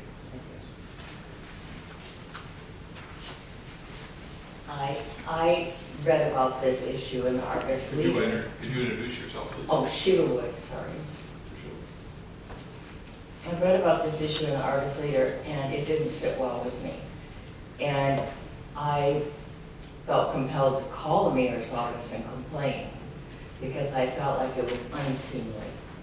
And for me, it was unseemly for 3 reasons.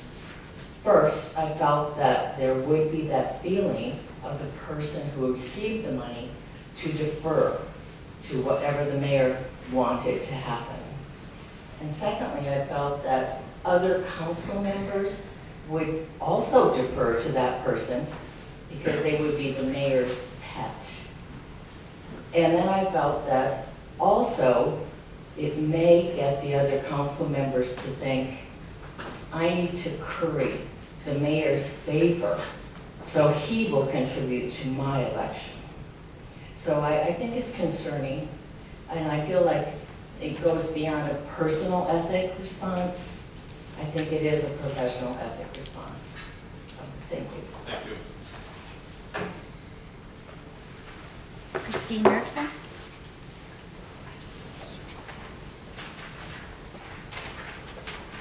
Do you solemnly affirm that the evidence you shall give relative to this matter shall be the truth, the whole truth, and nothing but the truth under the penalties of perjury? Thank you. Good afternoon. I know the time's been long here. And I Please introduce appreciate, yourself. I'm sorry, Christine Erickson, and yes, I am the city councilor. I appreciate the guidance by the city attorney. I had many remarks I felt that I wanted to share in regards to that 35.5057, in which I am referenced in this complaint and felt the need to discuss that. Since that is now a non-issue, I will move to a few other statements that were made here today. One of those being the quid pro quo. I find that very unfortunate that the assumption of corruption is what most go to first. That assumption of corruption is real. It's unfortunate to think that a $100 donation or a $500 donation is going to influence me enough to where I feel like I need to vote a certain way. It just doesn't work that way for me. I have run for the legislature and had to garner support from people that was a partisan race. I ran a primary and a general election in which I fundraised a lot of money. I owed no one anything for that and made it very clear. I also ran a campaign in regards to the school start date. Many, many donors came in. We owed them nothing. I've ran for city council 2 times. To assume that I am corrupt because I'm getting funds is just unfair and really unfortunate because there's no factual basis behind those arguments. You cannot assume it's straight corruption without factual basis. The other thing I would like to direct some attention to as well is the timing of this complaint. The timing of this complaint is very interesting to me. Well, the good counselor that I serve with did receive these funds over 2 years ago, chose today to bring this forward. Not 2 years ago to see if this activity could happen by using myself and Mayor Tanagan as examples to publicly embarrass us. I find that very unfortunate. The other thing I think that it does is I hope that this isn't being used as a pawn to influence the next election. Waiting until 40 days before an election to bring this to an ethics complaint to create doubt and fear over those that have enjoyed freedom of speech and have enjoyed running for office, using our platform to champion many different issues that Sioux Falls has seen. I have worked with a lot of people in this town. I used to work for the Department of Revenue, please don't hold it against me, but those relationships that I created way back when I worked there were relationships I could call and say, hey, this is City Councilor Christine Erickson, I'm calling to talk about this issue. Can I meet? Can we do that? I acted in an official capacity for myself using my title. And it's done quite frequently. Is that the same as fundraising? It's not. Oftentimes when I attend events, I can't control how I'm introduced. Out of respect, they introduce me using my title. That may be for another political event. It may be for campaigning. It may be in other capacities. As you see, my name was used on an invitation. There are many elected officials on that, former elected officials. The only people that were used with a title were those current elected officials, a senator and a councilor, because we're currently elected. It's out of respect. To say that when you run for city council or the legislature or the school board, that you're just going to sit there now and not really want to do what's right for Sioux Falls, that's just unfair. Every single person that has run for council has come forward, asked to meet. Hey, which area are you meeting with? Because which area are you running in? Because if you're not running in A, I'm going to run in B. Okay, is that influence? I would say someone was trying to influence me. As far as endorsements go, there's a long history of folks endorsing. I would challenge you to Google the last mayoral election, and I would venture to say many of the people here spoke today did use their official title in endorsing many different candidates. I was not one of those. So I'd ask you to look through all of this and understand that we can't just assume because someone is be giving a check that you are one corrupt. The quid pro quo, I think it's alive, I think it happens, but you can't go straight to that assumption without factual evidence. The freedom of speech is alive and well, and I think that we do need to protect those. Just because I run for office doesn't mean I relinquish that right. Thank you for your time. Christine, I have a question. Do you see a difference between giving a contribution politically to another council member or and receiving a contribution from another council member? Is there any distinction there? I do not think there is a distinction, and I would even go a little bit further. In my official capacity, I have been invited to MC different events in which I was a city councilor. One was for a political rally. I did catch a little flack for it, but I know based on my research that it was something I was able to do. When I introduce myself, or when I'm introduced, I always say, yes, I happen to be a city councilor. I'm here in my own capacity.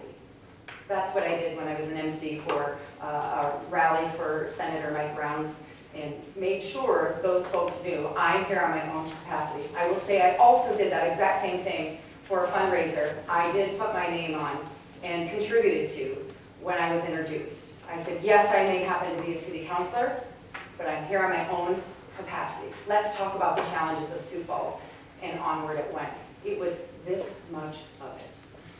Thank you. I'm happy to answer any other questions should they come up. Thank you. Thank you very much. Terry? Richard Barnett.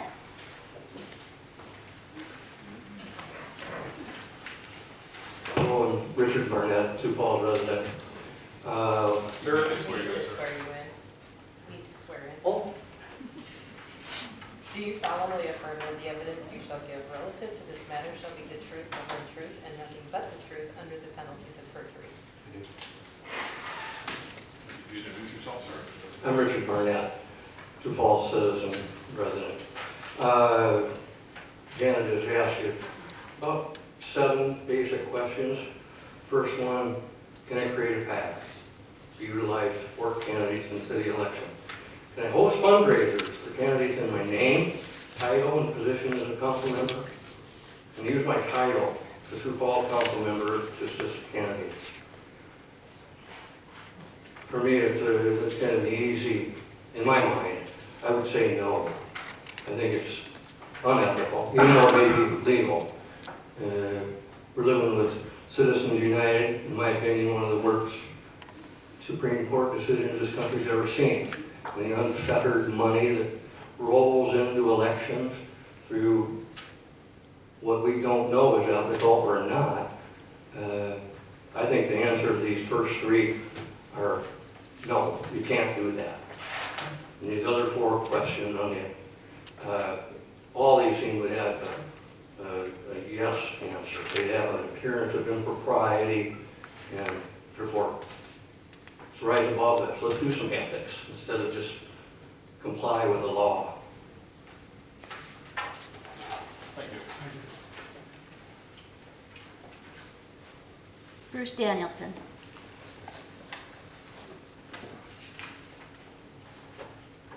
Do you solemnly affirm that the evidence you shall give relative to this matter shall be the truth, the whole truth, and nothing but the truth under the penalties of perjury? Yes. Bruce Danielson, Sioux Falls. It's interesting to go through this process today. You know, the board know that I'm here fairly often. I wasn't even planning to speak on this issue today because it seemed pretty cut and dried. But as I've been listening to some of the discussion, I did some more research, and the cases that Janet Brekke's talking about are post-Citizens United decisions by the courts trying to narrow down the focus of what Citizens United was about. So if we're going to be dealing with this issue, then we have to look at what's happened post-Citizens United. And so we have some issues here.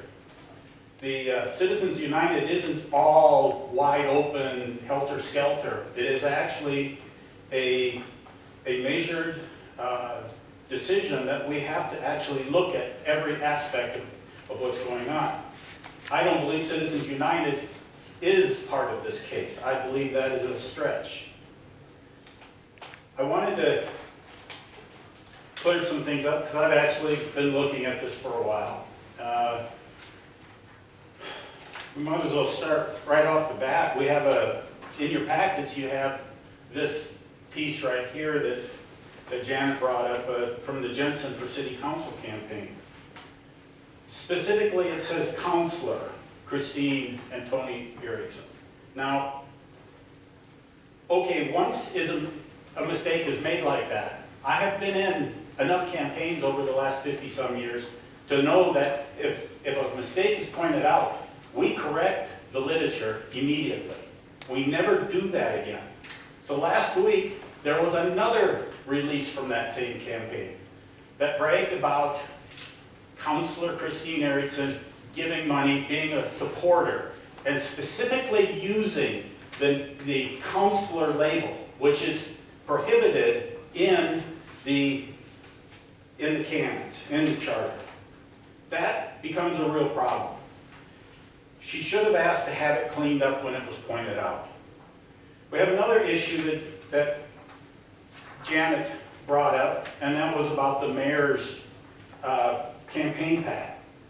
You also had in your packets, I noticed, are the 2 articles in here from the Argus Leader talking about the Mayor Ted Hankin and why he had this. He wants to make a strong, strong, strong form of government that the mayor can control everything. If we're going to be doing 24/7, 365 for 4 years, and who knows how much longer, by allowing these pacts to be developed and to be able to have our current office holders being even more contentious up at the city council chamber and not getting anything done for the people of Sioux Falls. I find a real problem with allowing any pacts to be developed for the strict purpose of current office holders trying to maintain a way to permanently have a way to control the city government of Sioux Falls and our lives. That's not ethical. Ethics is, as Janet was saying, is that bar we always look for. It's that place we're always trying to go to. This is the ethics board. You have to make a question about the ethics. You have no business discussing the law in here, other than the law is the foundation. It's the basis. It's what holds the whole system together. And we always have to work towards that goal of ethical behavior. And I have sat in this room countless times and heard about what the ethics are supposed to be. And I look to each one of you to be looking at those premises that you promised to look at, that took us to that point way up there instead of way down there. Thank you.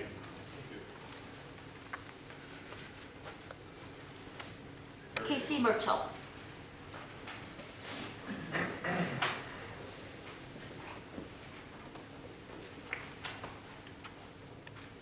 Do you affirm that the evidence you shall give relative to this matter shall be the truth, the whole truth, and nothing but the truth under the penalties of perjury? I do. Hello, I'm Casey Merchel. I thought maybe I should come up since my name had been mentioned before. I, like Tam, was a part of the very first city council and did work with Janet and Tam on this ethics ordinance. So my first thing is to thank you all for serving on this ethics board. And then all I wanted to add today was the perspective that I would ask that you take. I too have been a part of campaigns, both city council and legislative. I would agree wholeheartedly with the councilor who says that that you can't assume the worst. On the other hand, I do know this, that in the heat of campaigns, and when they say campaign season and it's time to get going, that is where people's heads are at, that's where the energy is at, it can be all consuming.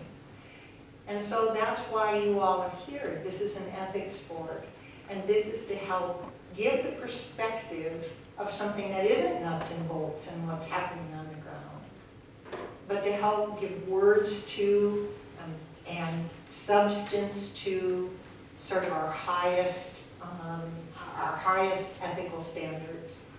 And then I would just have one request as you have to deliberate this today, which is difficult, is that I think also your place is outside of that political arena. In other words, that you all as a part of the citizen board, I hope that you look at it as citizens, not as the people who are in the throes of this, but what we all out here are watching, and take those eyes as you look at what you think the standards are, and if they can be, if words can be put to them, if guidelines can be made. That's what our preamble in the Code of Ethics is. It is about helping the public have confidence in the integrity of our governance. That's our council, that's our councilors, and the trust of the constituents. I'm afraid that in this day and age, trust is at an all-time low. So if you find that you are able to put language to those things that will help us now on the outside looking in have trust and confidence, that would be much appreciated. Thank you.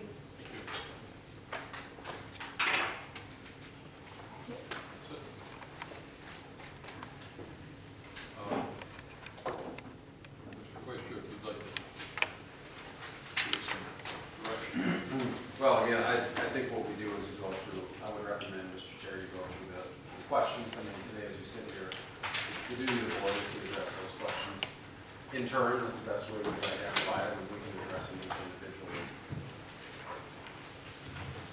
First question that was raised by Councilor Brekke.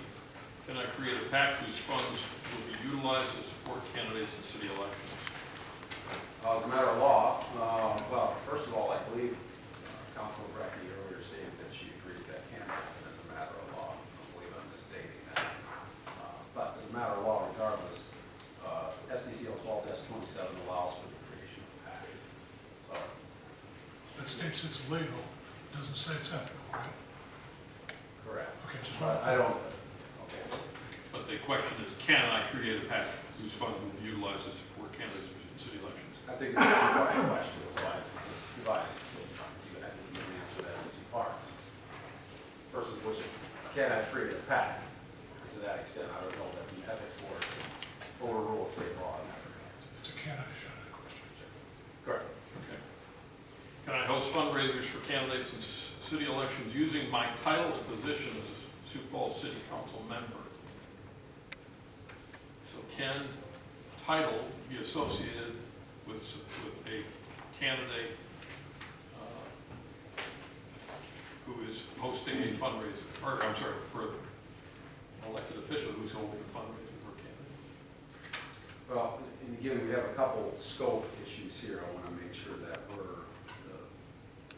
the board addresses in the sense that if you distinguish between past conduct, guidance, and future conduct or hypotheticals, I think the board can decide whether or not. I mean, at this point, when you look at section 4 and then the 3 subsections of questions, those 3 ask for an opinion regarding past conduct. And so, and it's the board's position, historically, both procedurally and the rule of procedure 2.03, that no hypothetical questions will be considered by the board. As far as hosting fundraisers, whether the board would deem that a hypothetical or not, again, as a matter of law, candidates are allowed, Councilor Brekke and any councilor is allowed, as a matter of law, to host fundraisers for candidates in city elections using title and position as a Sioux Falls City Council member. That's a First Amendment protected right, political speech. And even if they use the title? Correct. Okay. Because that's not interpreted as using the office, correct? Yeah, and Personal and gain. what I'll do, I mean, I would remind the board, just as we generally go here, this is not a policy-making board. And so, but I do want to address, because there's been discussion regarding the use of titles and that distinction. Because the First Amendment is extremely broad. It's not unlimited, but it's extremely broad. And there's a case, Evanston Firefighters Association, Local 742 versus Illinois State Labor Relations Board. And what that case found is that what the court held in that case, that was a case where firefighters were going door to door identifying themselves as firefighters. And the city had a policy against that. They were collecting money. And what the court found in that case is that you are in fact allowed to use your title, but the limits on the First Amendment would be things such as saying, we're firefighters, contribute to our cause, or in the event something may affect maybe response times within your neighborhood, something to that effect. So the use of titles isn't unlimited, but it's extremely broad. Just as a matter of law. So thus back to question 2, when fundraisers for candidates in city elections use their title and position, as a matter of law, that's allowed broadly, except for circumstances akin to that mentioned in Evan's. So in your opinion, relative to the first 3 questions, all are allowed, legally allowed? Correct. Okay. But maybe, but for the purposes of this board, it could be considered a hypothetical, and therefore. Well, I think if the board feels it has enough, if it's fact specific enough, but again, with the procedural prohibition, not to mention precedent by the board that you will not engage in hypotheticals, I would just advise the court to follow, or the board to follow that precedent. The next 4 questions. Go ahead. Go ahead. I want to follow up with Stacy on this. Find myself moving all over on this. Are you telling us that the board doesn't have the authority to expand definitions? Where does that fall between, if the canons talk about the appearance of impropriety, can the board define in some ways certain things that would appear to rise to the level of impropriety, which are clarifying, not hypotheticals? Any decision the board enters into that quote unquote clarifies that creates a limit on First Amendment free speech rights. And any limitation on the First Amendment as a matter of law can only be created as a matter of compelling government interest. And any limit that the board would create on free speech would need to survive strict scrutiny by a court of law. And so with the First Amendment, as unpopular as speech may be, political or otherwise, it's very broad. And so any subjective standard that the ethics board would create to say this is improper, or this is, as this board sits here, this is improper, it automatically creates constraint on free speech that could be changed. Anything we do could be challenged. Anything we do could be challenged, right? Arguably.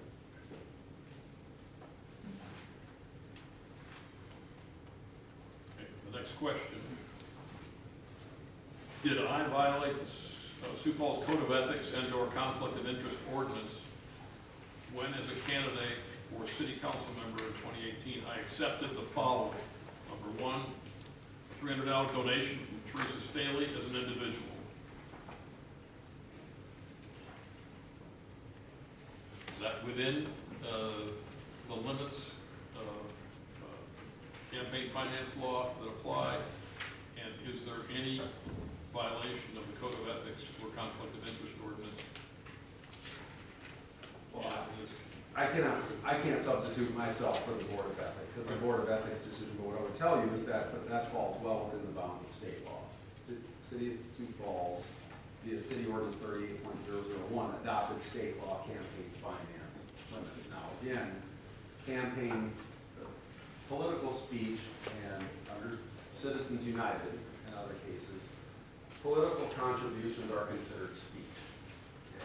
So what the state of South Dakota has adopted are limits on that speech, which today has survived constitutional scrutiny. There's been no challenge to that, no successful challenge to that. So the City of Sioux Falls ordinance has adopted that, again, via 38.001. The state statute providing those limits is SDCL 12-27-8. And so therefore, if Councilor Staley would have exceeded a $1,000 contribution, that could have been considered a violation of state law. Of course, $300 is less than $1,000, so there's no violation of law there as defined by both state law and state law. What about a robocall supporting my candidacy from Teresa Staley in her individual capacity? Well, you mentioned the individual capacity. All three questions that we're discussing right now, 1, 2, and 3, well, at least the first three questions identify individual capacity, which sets aside the title matter. That's a matter of individual free speech, and a robocall support is speech, and therefore it's a non-campaign finance question that's, again, legally protected by the First Amendment. And accepting miscellaneous independent contributions from friends of Councilmember Teresa Staley. Question 3 is asking about whether a candidate for office can accept independent contributions from individuals, and that is legal as a matter of law. And in this section, final question, can I engage in activities 1, 2, and 3 above as a seated Sioux Falls City Council member on behalf of declared candidates during the 2020 election? Again, as a matter of law, there's nothing illegal about that. There are not, as a matter of law, all the questions that Councilor Brekke asks here are legal. And so the answer to that as a matter of law is yes, she can engage. Well, when she asks if I can engage in activities 1, 2, and 3 above, there are 2 1, 2s, and 3s above. I'm assuming it's the immediate 3 above that where she asks, where she addresses actual past behaviors. And to that extent, yes, as a matter of law, they're legal. Mr. Chairman, I actually have 2 motions. We'll start with just one. I move that the Ethics Board rule that questions 4, 1, 2, 3 regarding the $300 donation, the robocall, and the independent contributions, that the Ethics Board finds that these are not ethical violations. Okay, so is there a second to the motion? I'll second. Okay, so would you repeat the motion, please, just so you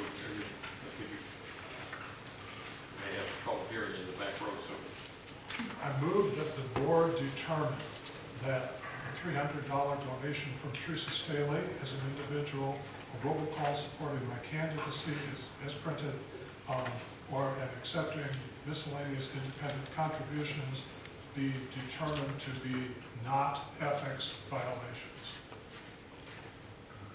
discussion from the board. We've had discussion today about the difference between what's legal and what's ethical. Our city attorney has just told us these things were all legal.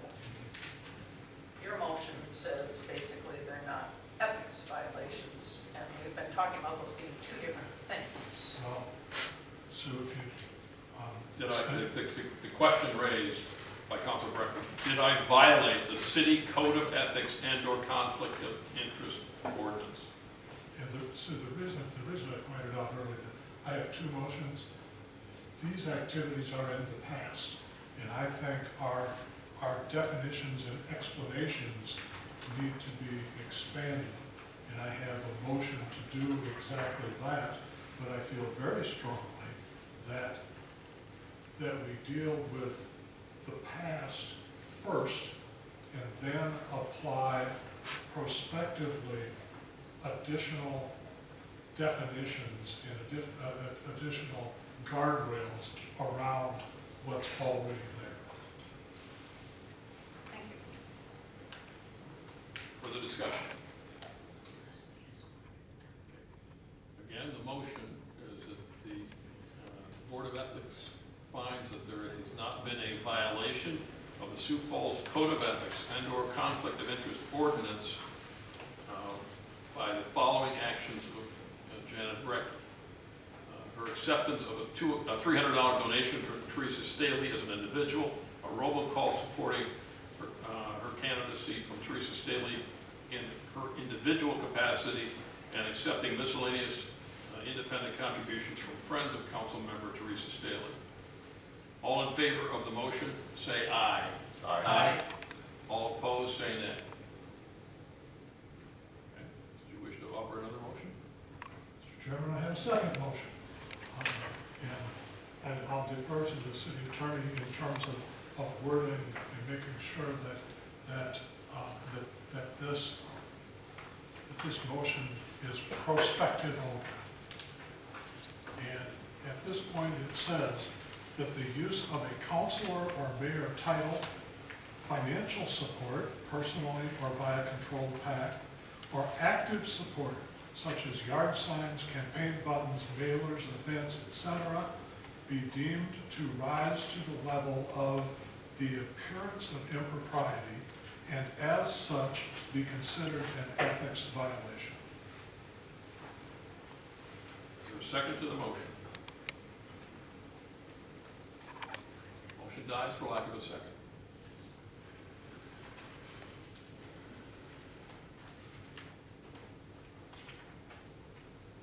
Board members wish to bring any other motion forward?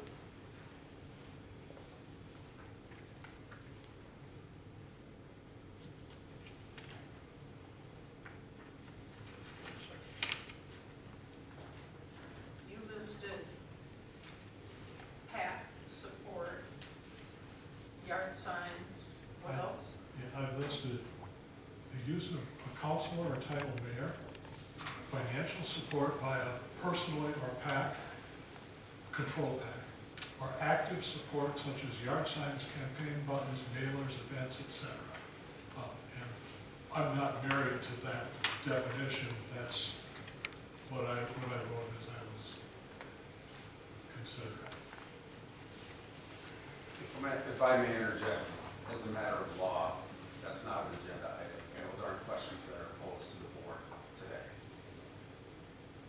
Prospective behavior, I mean, you have a procedural rule that prohibits hypothetical questions to be considered by the board. There are also public meeting laws that require publishing an agenda so that the public can have notice, and that is not a question posed to the board by Councilman Brekke, as we see it today.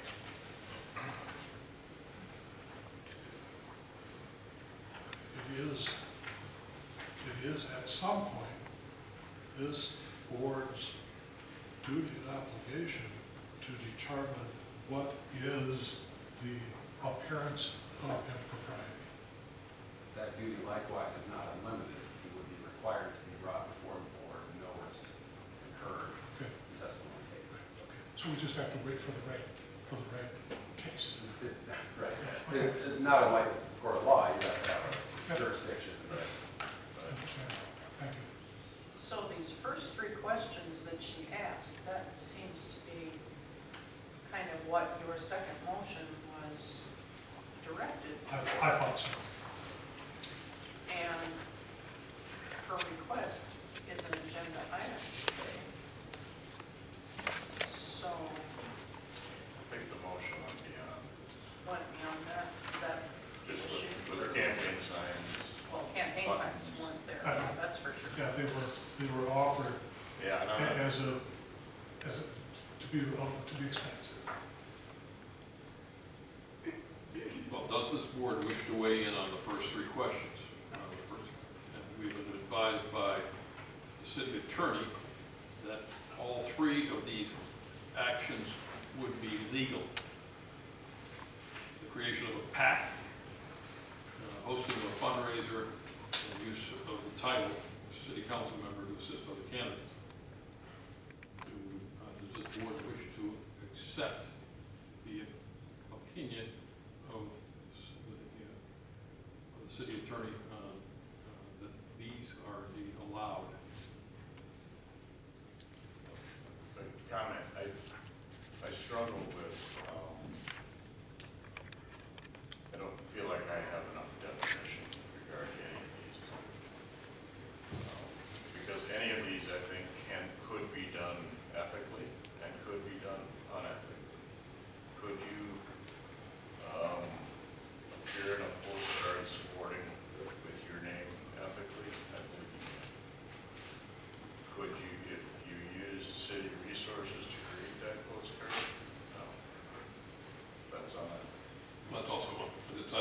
prohibited.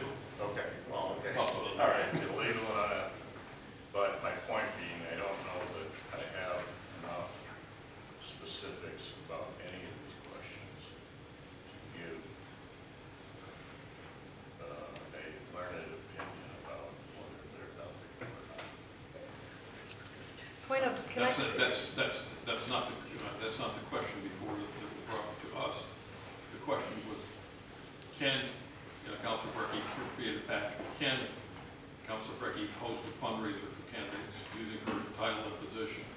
And can Councilor Brekke use her title to assist candidates in city election by appearing in the postcards supporting their candidacy? Could I be allowed As to a matter of law, clarify? what I would advise as a matter of law is that procedurally, we have rules of procedure regarding no hypothetical questions. If the answer to that, if somebody asks a lawyer a question, often the response is it depends. Because there are facts that are unknown. And so if you're discussing providing constraints with unknowns, I would just advise the board to be mindful of what it may be creating in the event that it adopts a certain set of facts that it believes it's a need. It's application as opposed to past conduct that's identified. So you're saying, well, under our rules of procedure, under advisory opinions, no hypothetical questions will be considered by the board. Would you argue that those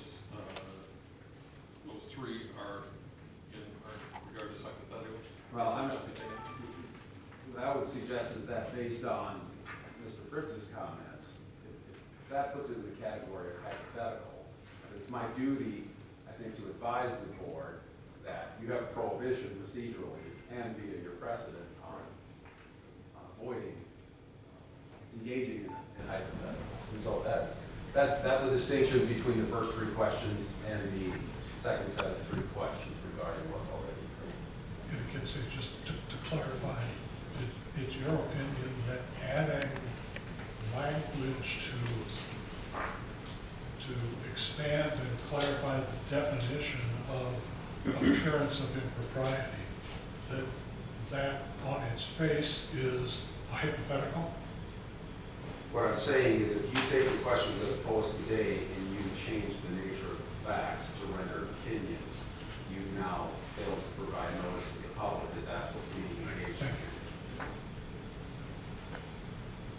If I could just ask for some clarification, because, I guess I need it for me for now, for in the future. I need some clarification from this board on this issue of hypothetical. Now, I've got your rules in front of me. Rule section 203, the request shall be in writing and state specifically the facts at issue. The requester's supplemental interpretation of the facts may be in writing or given orally under oath to the board of the meeting. Now, I tried very hard to put together a factual situation that was not hypothetical, understanding that that's, your rule. But I do believe that I can be further questioned orally at this hearing to remove any question about exactly what I'm asking. So I would ask you to consider that. Also, I think it's really important here. If you take a look at section 35052, advisory opinions, the definition of advisory opinions.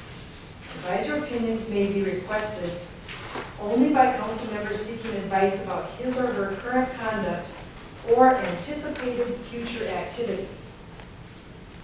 I had trouble with this board when I came before previously, and I did ask a very broad question. Because of this hypothetical thing is in your rules, your adopted rules. But the ordinance says that as a matter of law, ordinance law, I'm entitled to an opinion on my anticipated conduct. You clearly understand the quandary I'm in. If I can't be specific enough, and I believe I can be specific enough under both answering your questions, what my intents are to do, because I've got actual conduct that I intend to mirror, so that you can give me tailor-made advice, that's quite specific. But to tell me continually that you can't answer my questions because they're hypotheticals. I think your rules conflict with the city ordinance. And you can't pass a rule that conflicts with city ordinance. And I think city ordinance prevails. It says that as a council member seeking advice about my current conduct or anticipated future activity, there's got to be a balance there, or you are useless to us. And your purpose here as a board is to help us do the right thing. And if you're going to decide these, again, strictly based on law and never even get to the discussion about ethics, ethics is the law too. You have a code of ordinances here that is the law. Again, it's guided by the parameters that this, that the city attorney set for you.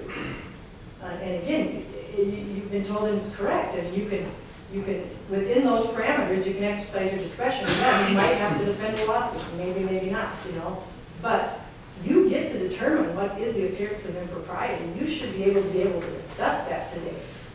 What is the appearance of impropriety?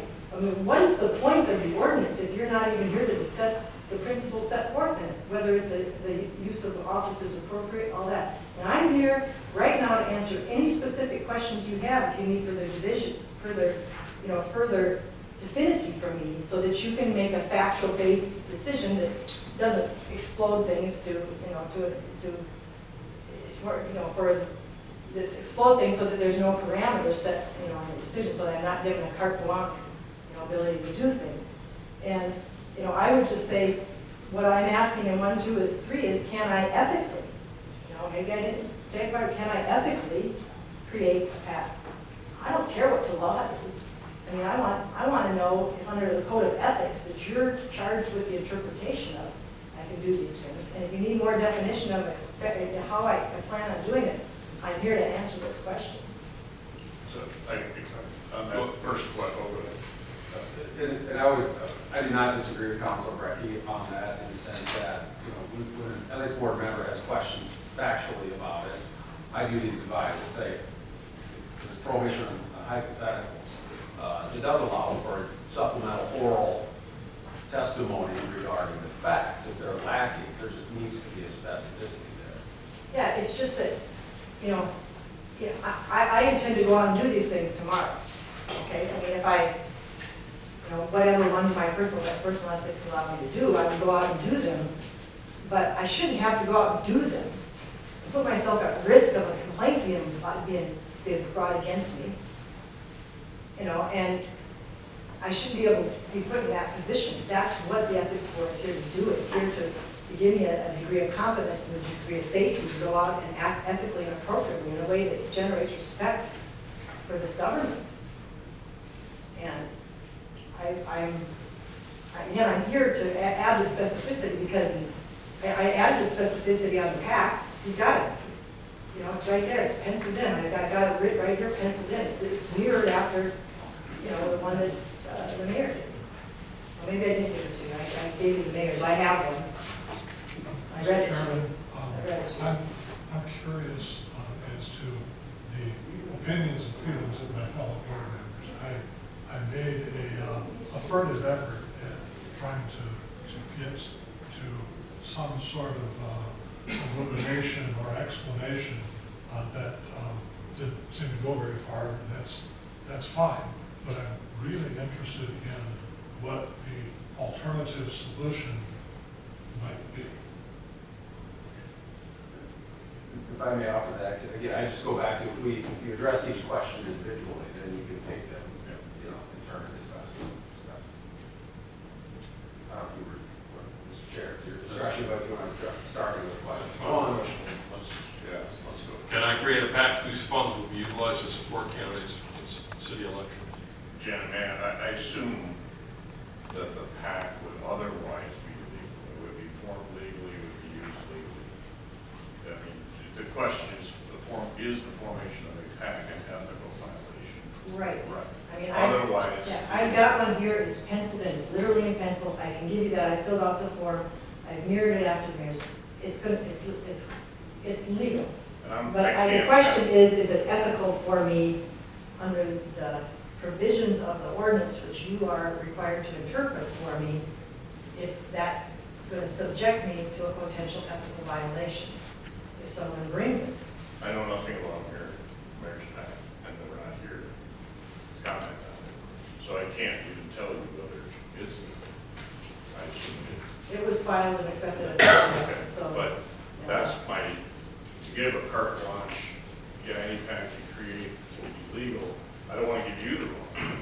Obviously, you have to comply with the law in creation and use of the pact. Assuming that to be true, I think the question is the creation of the pact by a city council in and of itself an ethical violation? Is that No, that's not the question. okay? I mean, that's because, I mean, I know that. I don't need to come here and ask you that. What I want to know is, can I set up a pact that's specifically designed, that has as its mission, its primary interest is the support of efforts of supporting the election of local candidates for local office. Can I do that? It supports me and candidates, as support of Janet Brekke's candidacy and local issues and efforts. So is one way to approach this to say, does that create an appearance of impropriety? We have a canon that says a city council member should avoid impropriety and the appearance of impropriety. Is there a difference between forming a PAC and having that PAC make a financial donation, or me personally making a financial donation? I don't care about Citizens Unlimited, regulated, I'm talking about the legal part. Is it ethical? Does it rise to the level of impropriety to have the mayor and councilors supporting one another? To me, that's a yes or no question. And that, again, to augment the facts, that's what I would intend to do, set up a legal pact. Its purpose is to basically engage in influencing activities in local elections, which at some point I may be involved in. To help, me help select my fellow council members, and I would use the funds in that for, at a minimum, supporting council candidates and perhaps mayoral candidates and my own candidates. Greg, you asked, what's the feeling of your fellow board members here? I go back to 7.02, and the fact that right in our city charter, we exempt city officials, elected officials, excuse me, from this prohibition on contributing money or anything of value, working on behalf of other candidates for the city offices. And that furthermore, that the expression of private or personal views concerning candidates for political office is not prohibited thereby. I don't think there's anything inherently unethical about members of city council, elected officials, engaging in the political process, the election process. I don't. The question isn't whether it is unethical, Jack. It's whether or not it rises to the level of the appearance of impropriety. If it's within the bounds of campaign election laws, where do we say that it crosses a line? If $300 is okay, is $400 okay? Is $1,000 okay or not? Clearly, if it's above the limits set, in the case of individual donations, $1,000, or if a PAC is improperly formed or isn't in compliance with campaign election law, that's a whole other matter. But why do we assume, or why do we think that there's going to be an appearance of impropriety when very specifically we are giving elected officials the absolute right to participate in city elections with their financial support, with their services? Our definition is not appropriate. That's I see, Jen. I mean, yes, people can engage in, can do things in an unethical way. If there's a quid pro quo, absolutely. But we're talking about operating within the bounds of the city charter, within the limits placed in campaign finance law. I think that this community should be extremely proud that we even have a code of ethics and a board of ethics. And I know all of us want to do the right thing. Everybody here, we all want to do the right thing. But I'm not so much of a cynic to think that making a $300 contribution or $1,000 contribution or forming a PAC is necessarily is going to lead to something negative or inappropriate. I mean, we may have nonpartisan elections, that is, you don't affiliate with a party when you're running for the city council, but this is an election process. Campaigns cost money. How do you fund a campaign? People should have the right to contribute to a candidate, to support a candidate, to proclaim their support for a candidate. And I don't know why the elected members of city council should have any less right of free speech within the bounds of the law than anybody else. That's where I'm coming from, Greg. I get there's a balance there. I see what I see, and I there's a balance there. But at what point does it stop being when government gets so involved in the election process, its own election process? And I read you that quote, the italicized one. What point does it stop being government of the people, by the people, for the people, and government of government, by government, for government? That's for one thing. And I'm not a cynical either. And again, I can't we say enough. I'm not accusing anybody of we this. have laws governing transparency, right? And ultimately, it's the people of the city of Sioux Falls who are going to decide whether there's an appearance of impropriety. Ultimately, they are the judge. We can't. How do we set up these guardrails or these certain speed limits? Whatever analogy you want to put out there. On a case-by-case basis, limited to those facts. And you're doing it right now. I mean, we have good and decent people in the city government in this community. We have. If I haven't. We are very fortunate. I've said anything to indicate otherwise. I don't. The quality of those who serve in office, the caliber of people who step forth to run for public office. I don't assume the worst in anybody. And I think that's generally the way we operate here at Sioux Falls. That we tend to trust people until they violate our trust. And for us to say we're going to limit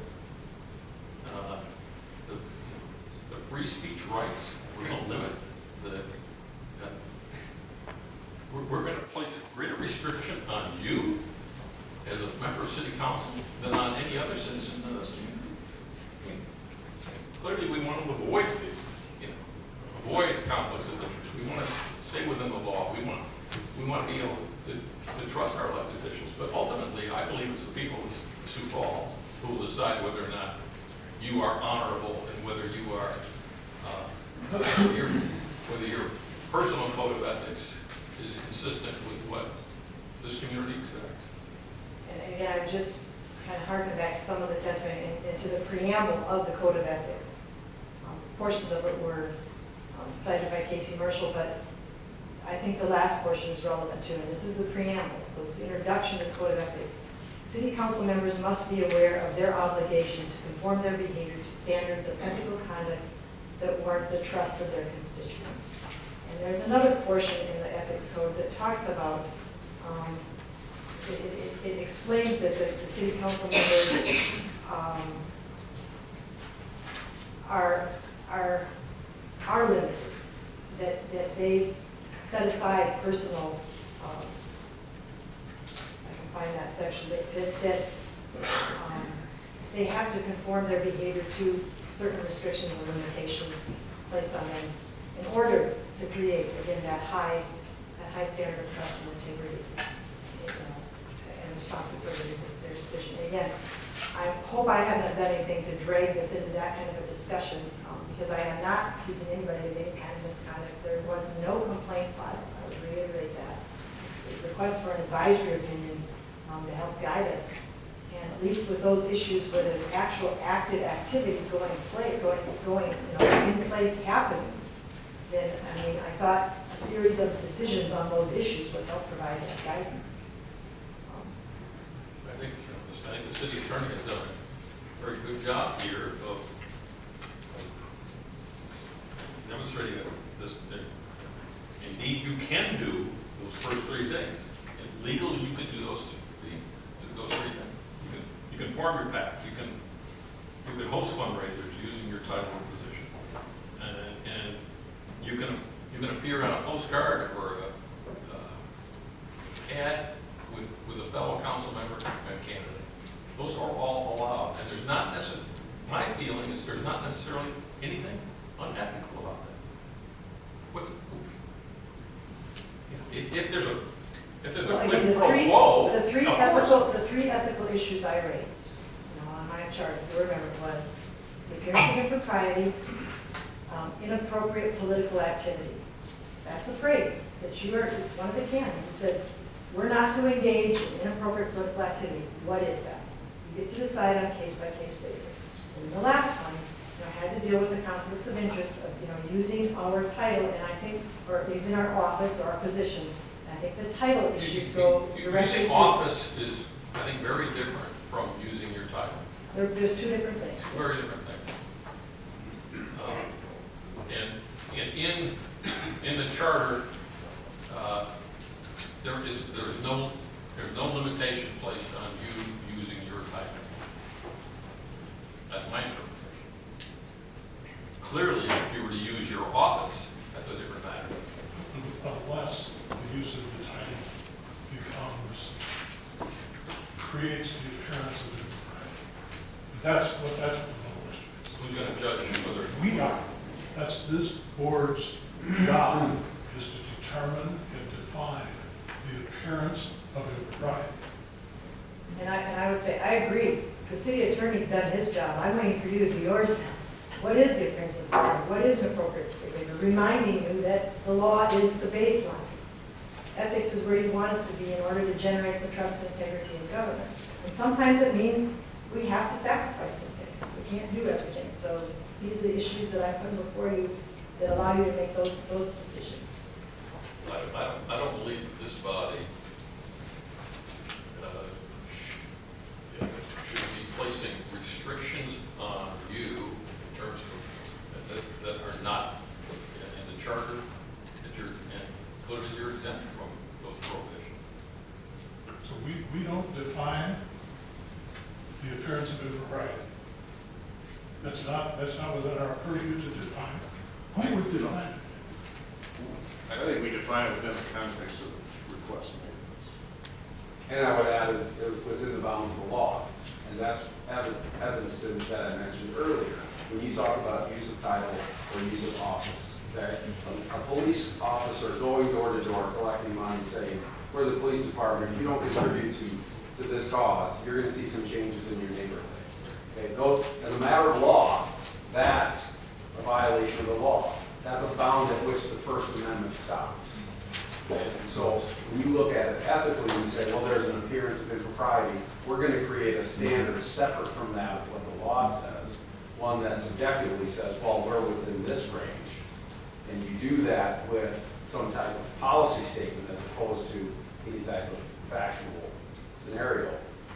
That would be outside the board, outside the scope of the ethics board of the jurisdiction. So, I mean, I understand what you're saying. So on its face, then, there is no difference between law and ethics. Because Well, if it's legal, it's ethical because we can't define the appearance of impropriety. Well, you're not talking about the First Amendment only, you're talking about the city ordinance where I don't know that the ethics board, right. I mean, you have the law in certain circumstances trumps or controls and says this is legal. And so when elected officials are exempted from the limitation, then they're exempt from that the appearance of impropriety will come in how Janet operates her PAC, or how the mayor operates her PAC. And that's the danger about a fundraiser, and what Mr. Fritz raises, says, well, if you have a fundraiser that says, attend my fundraiser and contribute money, or now you're in quid pro quo territory, and now you're engaging in hypotheticals. So what does that fundraiser look like? Is it an open invitation to everybody in the community? Right. And so that's where, when you talk about factual scenarios, because I agree the record can be supplemented, but it's got to be at a point where the board has resolved that it's specific enough, that it's outside the bounds of hypotheticals. And that's why I think a safe harbor, probably, as a matter of precedent from what the board has done in the past, is past conduct creates specificity upon which you can rely. But I'm entitled to an opinion on indisciplined conduct, because I shouldn't have to set myself up for a complaint. That would be something Right, agreed, but if there are factual questions that remain, it's the depends circumstance. Well, and again, I can supplement the facts on that and tell you that when I say, can I host a fundraiser, I'm really most concerned about, in that series of questions, is the use of the title, both in the endorsing function, in the postcard function that you're going to get to next, that is the use of the title. We get to the use of the title and appearances of impropriety associated with the use of title. You ruled on the past conduct, and you said not using it is okay. Now, the next stage for you is to work through that issue. Are there limitations on how we use our titles? And then, I've cited some specific,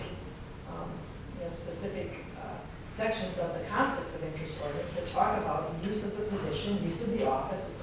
There's multiple ones in it. There's canons that address it. We have some responsibilities that go with that. And I think there is a distinction, between what you do on your individual behalf, to use that citation individually on your behalf, and what you do using your office. And for these two specific questions, I'm concerned about the use of my position. Well, my mind has been revolving about this question of title quite a bit this afternoon. We have heard two different counselors speak and give kind of opposing views. One who said he would think it would be inappropriate for him to host a fundraiser using his title. Another counselor who said her title has been used, not necessarily by her, but by people introducing her. So I guess the question is, are we going to make the assumption that by using their title, everybody's going to assume that's an endorsement we should follow? I mean, quite frankly, there are some people in this community who probably don't support some of our counselors. And so if our counselors use their title and endorse somebody, that might hurt them. It isn't necessarily always the case that using your title will impress people. It could do just the opposite. And so that's where I struggle too. Is it the appearance of impropriety to use your title? Well, I don't see a direct cause and effect between using your title that it would necessarily benefit somebody with all the citizens.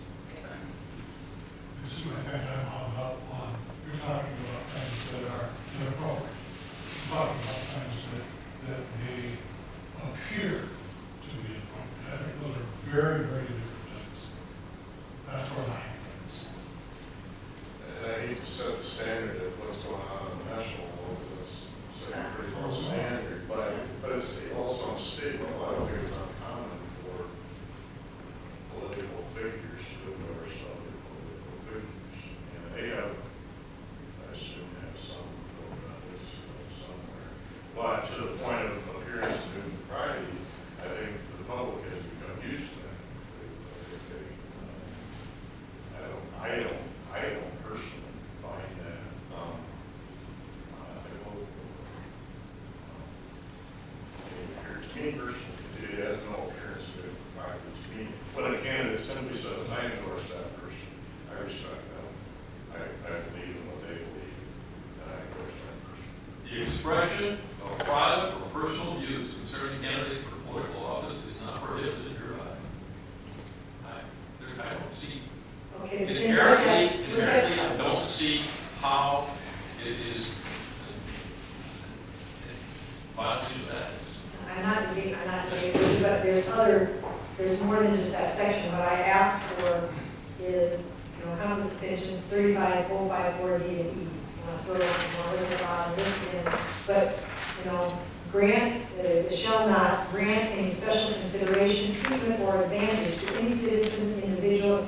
Basically, it starts out with a council member shall not grant any special consideration, treatment, or advantage to any citizen. Is that advantage to any citizen? Individual, individual, business organization or group beyond that which is normally available to every other citizen, individual, business organization or group. When we start doing that, are we using our title to help individuals? Are we using, again, I'm not trying to lead you, I'm just trying to point out those are the issues that came to me when I was reading that. Use their elected position to secure special advantages, privileges, or exemptions for themselves or others. There could be an appearance of impropriety if you accept donations from certain individuals in this community who are not elected.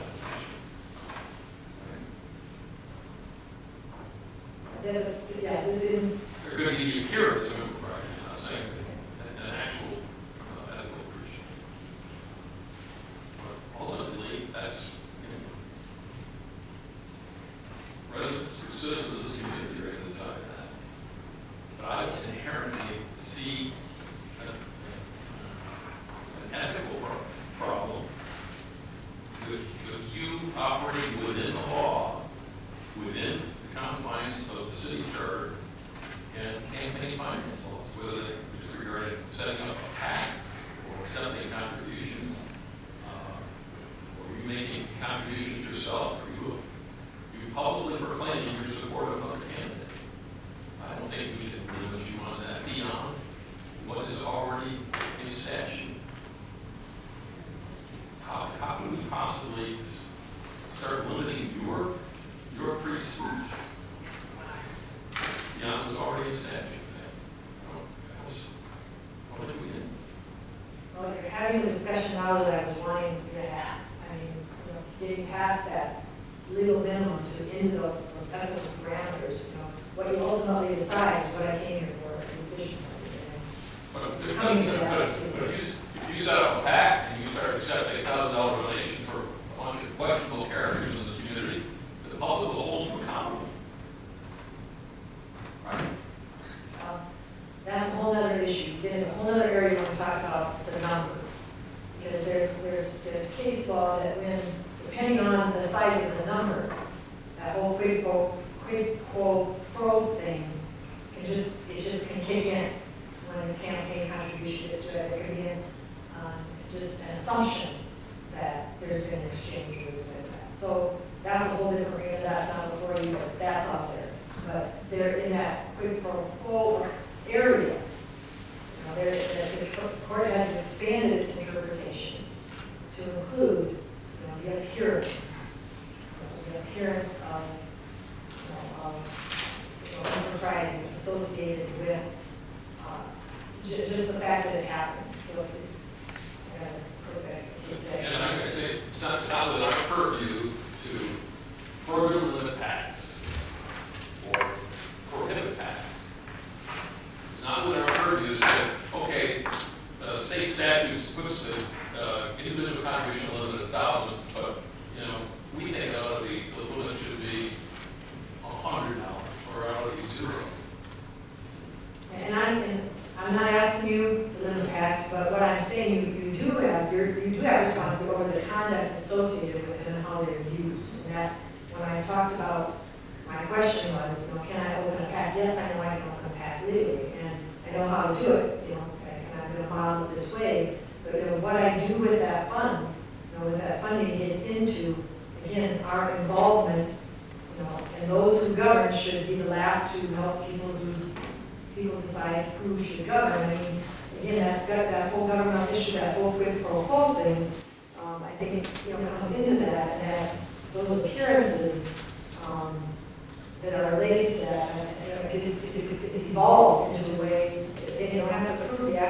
exchange or trade anymore, just have to prove the fact, depending on the amounts, then there can be just an appearance that it is enough. To get a compelling interest to warrant a restriction that was passed strict scrutiny.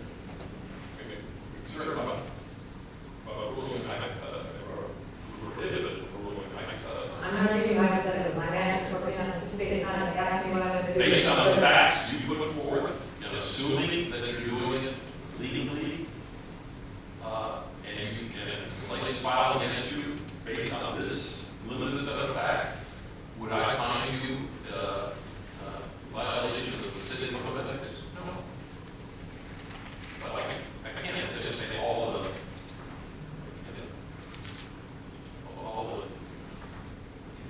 details. No, and that's all I'm asking you today, that's all I'm trying to do. There's nothing inherently unethical, in my opinion, about you setting a pact. How you operate the pact, a whole different deal. My motion would be the board finds that the situations as described in questions 1 through 3 of the request are legal and do not give rise to the appearance of impropriety. Second the motion.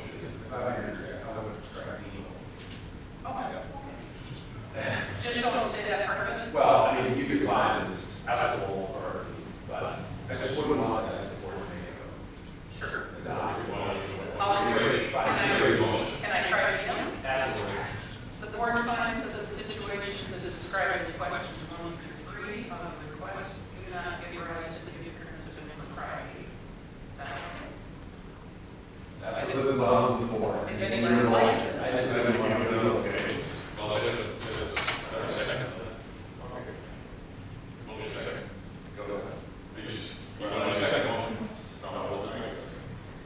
You want a second? Second. Okay, go over to the second. I think so, yes, yeah. Because when I was asking you to do this, I was saying, you know, either one or all these, I don't think you have, if you said it doesn't give rise to appearance of impropriety, then I don't think I have to ask you to go further and say this is inappropriate politically, because it's basically saying it is inappropriate. And then it doesn't violate the business law section. Further discussion. You have to as described here, and again, you Yeah. can get into somebody that would say turn that into a store rather than a shoe. But the field is as described here, and which sort of anticipate otherwise. Yeah, but you're not saying you can use your title to assist by saying. In this specific situation, I deal with we're lawyers.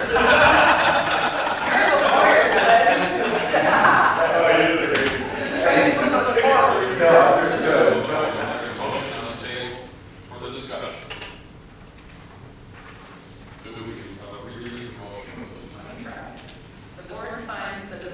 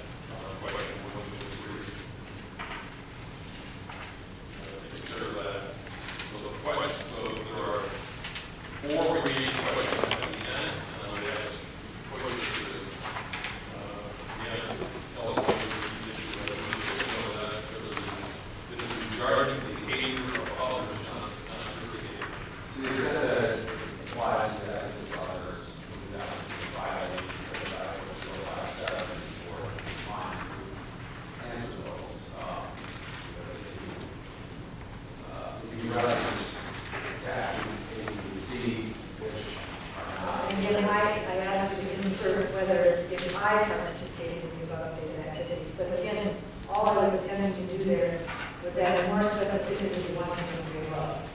And so I think that answers those questions. So it is a matter of, that was just, I was just trying to use again, I was trying to give you a factual scenario, and I was using examples so that, I wasn't asking you to do the actually necessary content.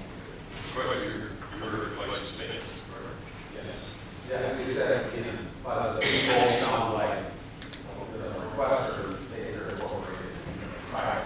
So I believe You wish to formally withdraw the questions? No, I mean, I think I got cured by explanation, and I was trying, No, but I asked, do you wish to withdraw those 4 questions or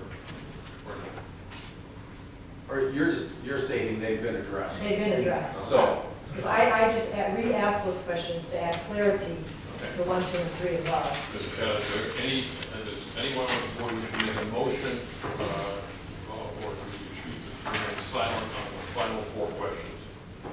if I may, what I think with the board, I think it's a matter of record. I believe the requester has withdrawn those questions to the extent that they apply to other third parties. And to the extent that they apply to her, they've been answered. Is that a fair statement? I'm just looking for Yeah, clarity. I never intended to ask about the content that was in the examples. That was to give To you. clarify, please, are you withdrawing your final 4 questions? No. As it applies to third parties. Yeah, yes, I never intended for it to apply to third parties. I was only using the attachments to define the facts that I was printing before you, that I was presenting. Our previous motions cover the guidance you need Yes. for these last 4. Is there any, does anyone want to talk or anything? Do we need our generic motion? Yeah, that's what I have. Where you have it? I make a motion to authorize the board's legal advisor, Stacy Koister, to draft an advisory opinion consistent with the discussions and motions of the board, and to authorize the board chair to both approve and sign the opinion as drafted on behalf of the board. Is there a second to the motion? Second. Any discussion on the motion? Great.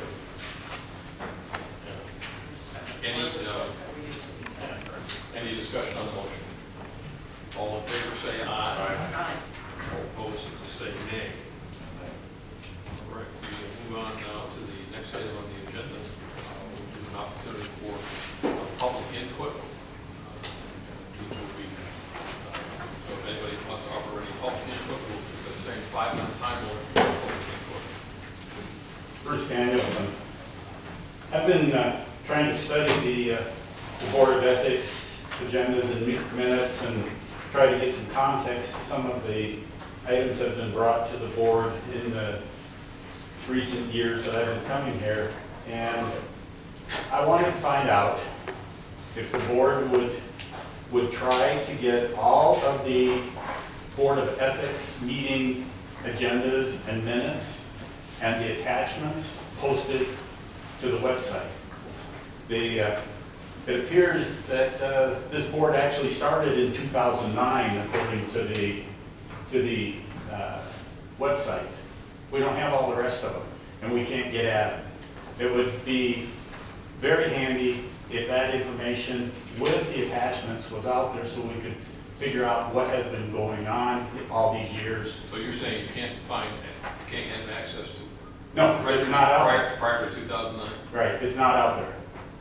So I've been having to, as you know, study what's going on in this room for several years, and we keep bringing up things from before 2009 on, as precedent, and we have no idea what you're talking about because we can't get to it.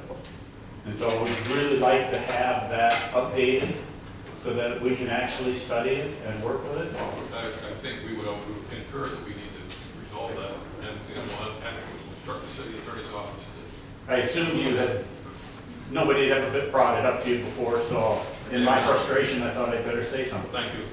It is bad that somebody came to the office. Well, yeah, but I'm having the same problem with the search function that the city is now instituting for the documents. It's almost impossible to find anything. So if we could just keep it as the simplicity that we currently have on the Board of Ethics and not tie it into any other search functions, but just get it posted, it would make a tremendous difference. Very good. Thank you. Thank you, Susan. Anyone else that wish to come before the body? I'll be brief, because I know you're tired of talking to me, but going through this process, there's one, and I'm looking at your rules of procedure for the first time. There's just one recommendation I would like to make to you. Nowhere in your procedure right now, and nowhere in the rules, is it included an instruction that all of the activities of this board, will be done in public, like especially on the advisory activity. I realize there's a whole complaint procedure, and that there's no lobbying. We used to advise both the Charter Revision Commission and this board routinely that everything was done in an open public hearing, and that outside lobbying was not permitted, just so the public knew that the activities that are conducted here are all done and open in the public. And I think if you put that like under the advisory section of the rules of procedure or something, just so people are aware of that. Because I think I've heard concerns both with the Charter Revision, and about this, that things are being done behind the scenes. And so I think it would be to your advantage to just have that statement either read or said somewhere so that people understand that. Because we used to do that. Yeah, I mean, there are rules that already apply to quorums, and it's the same.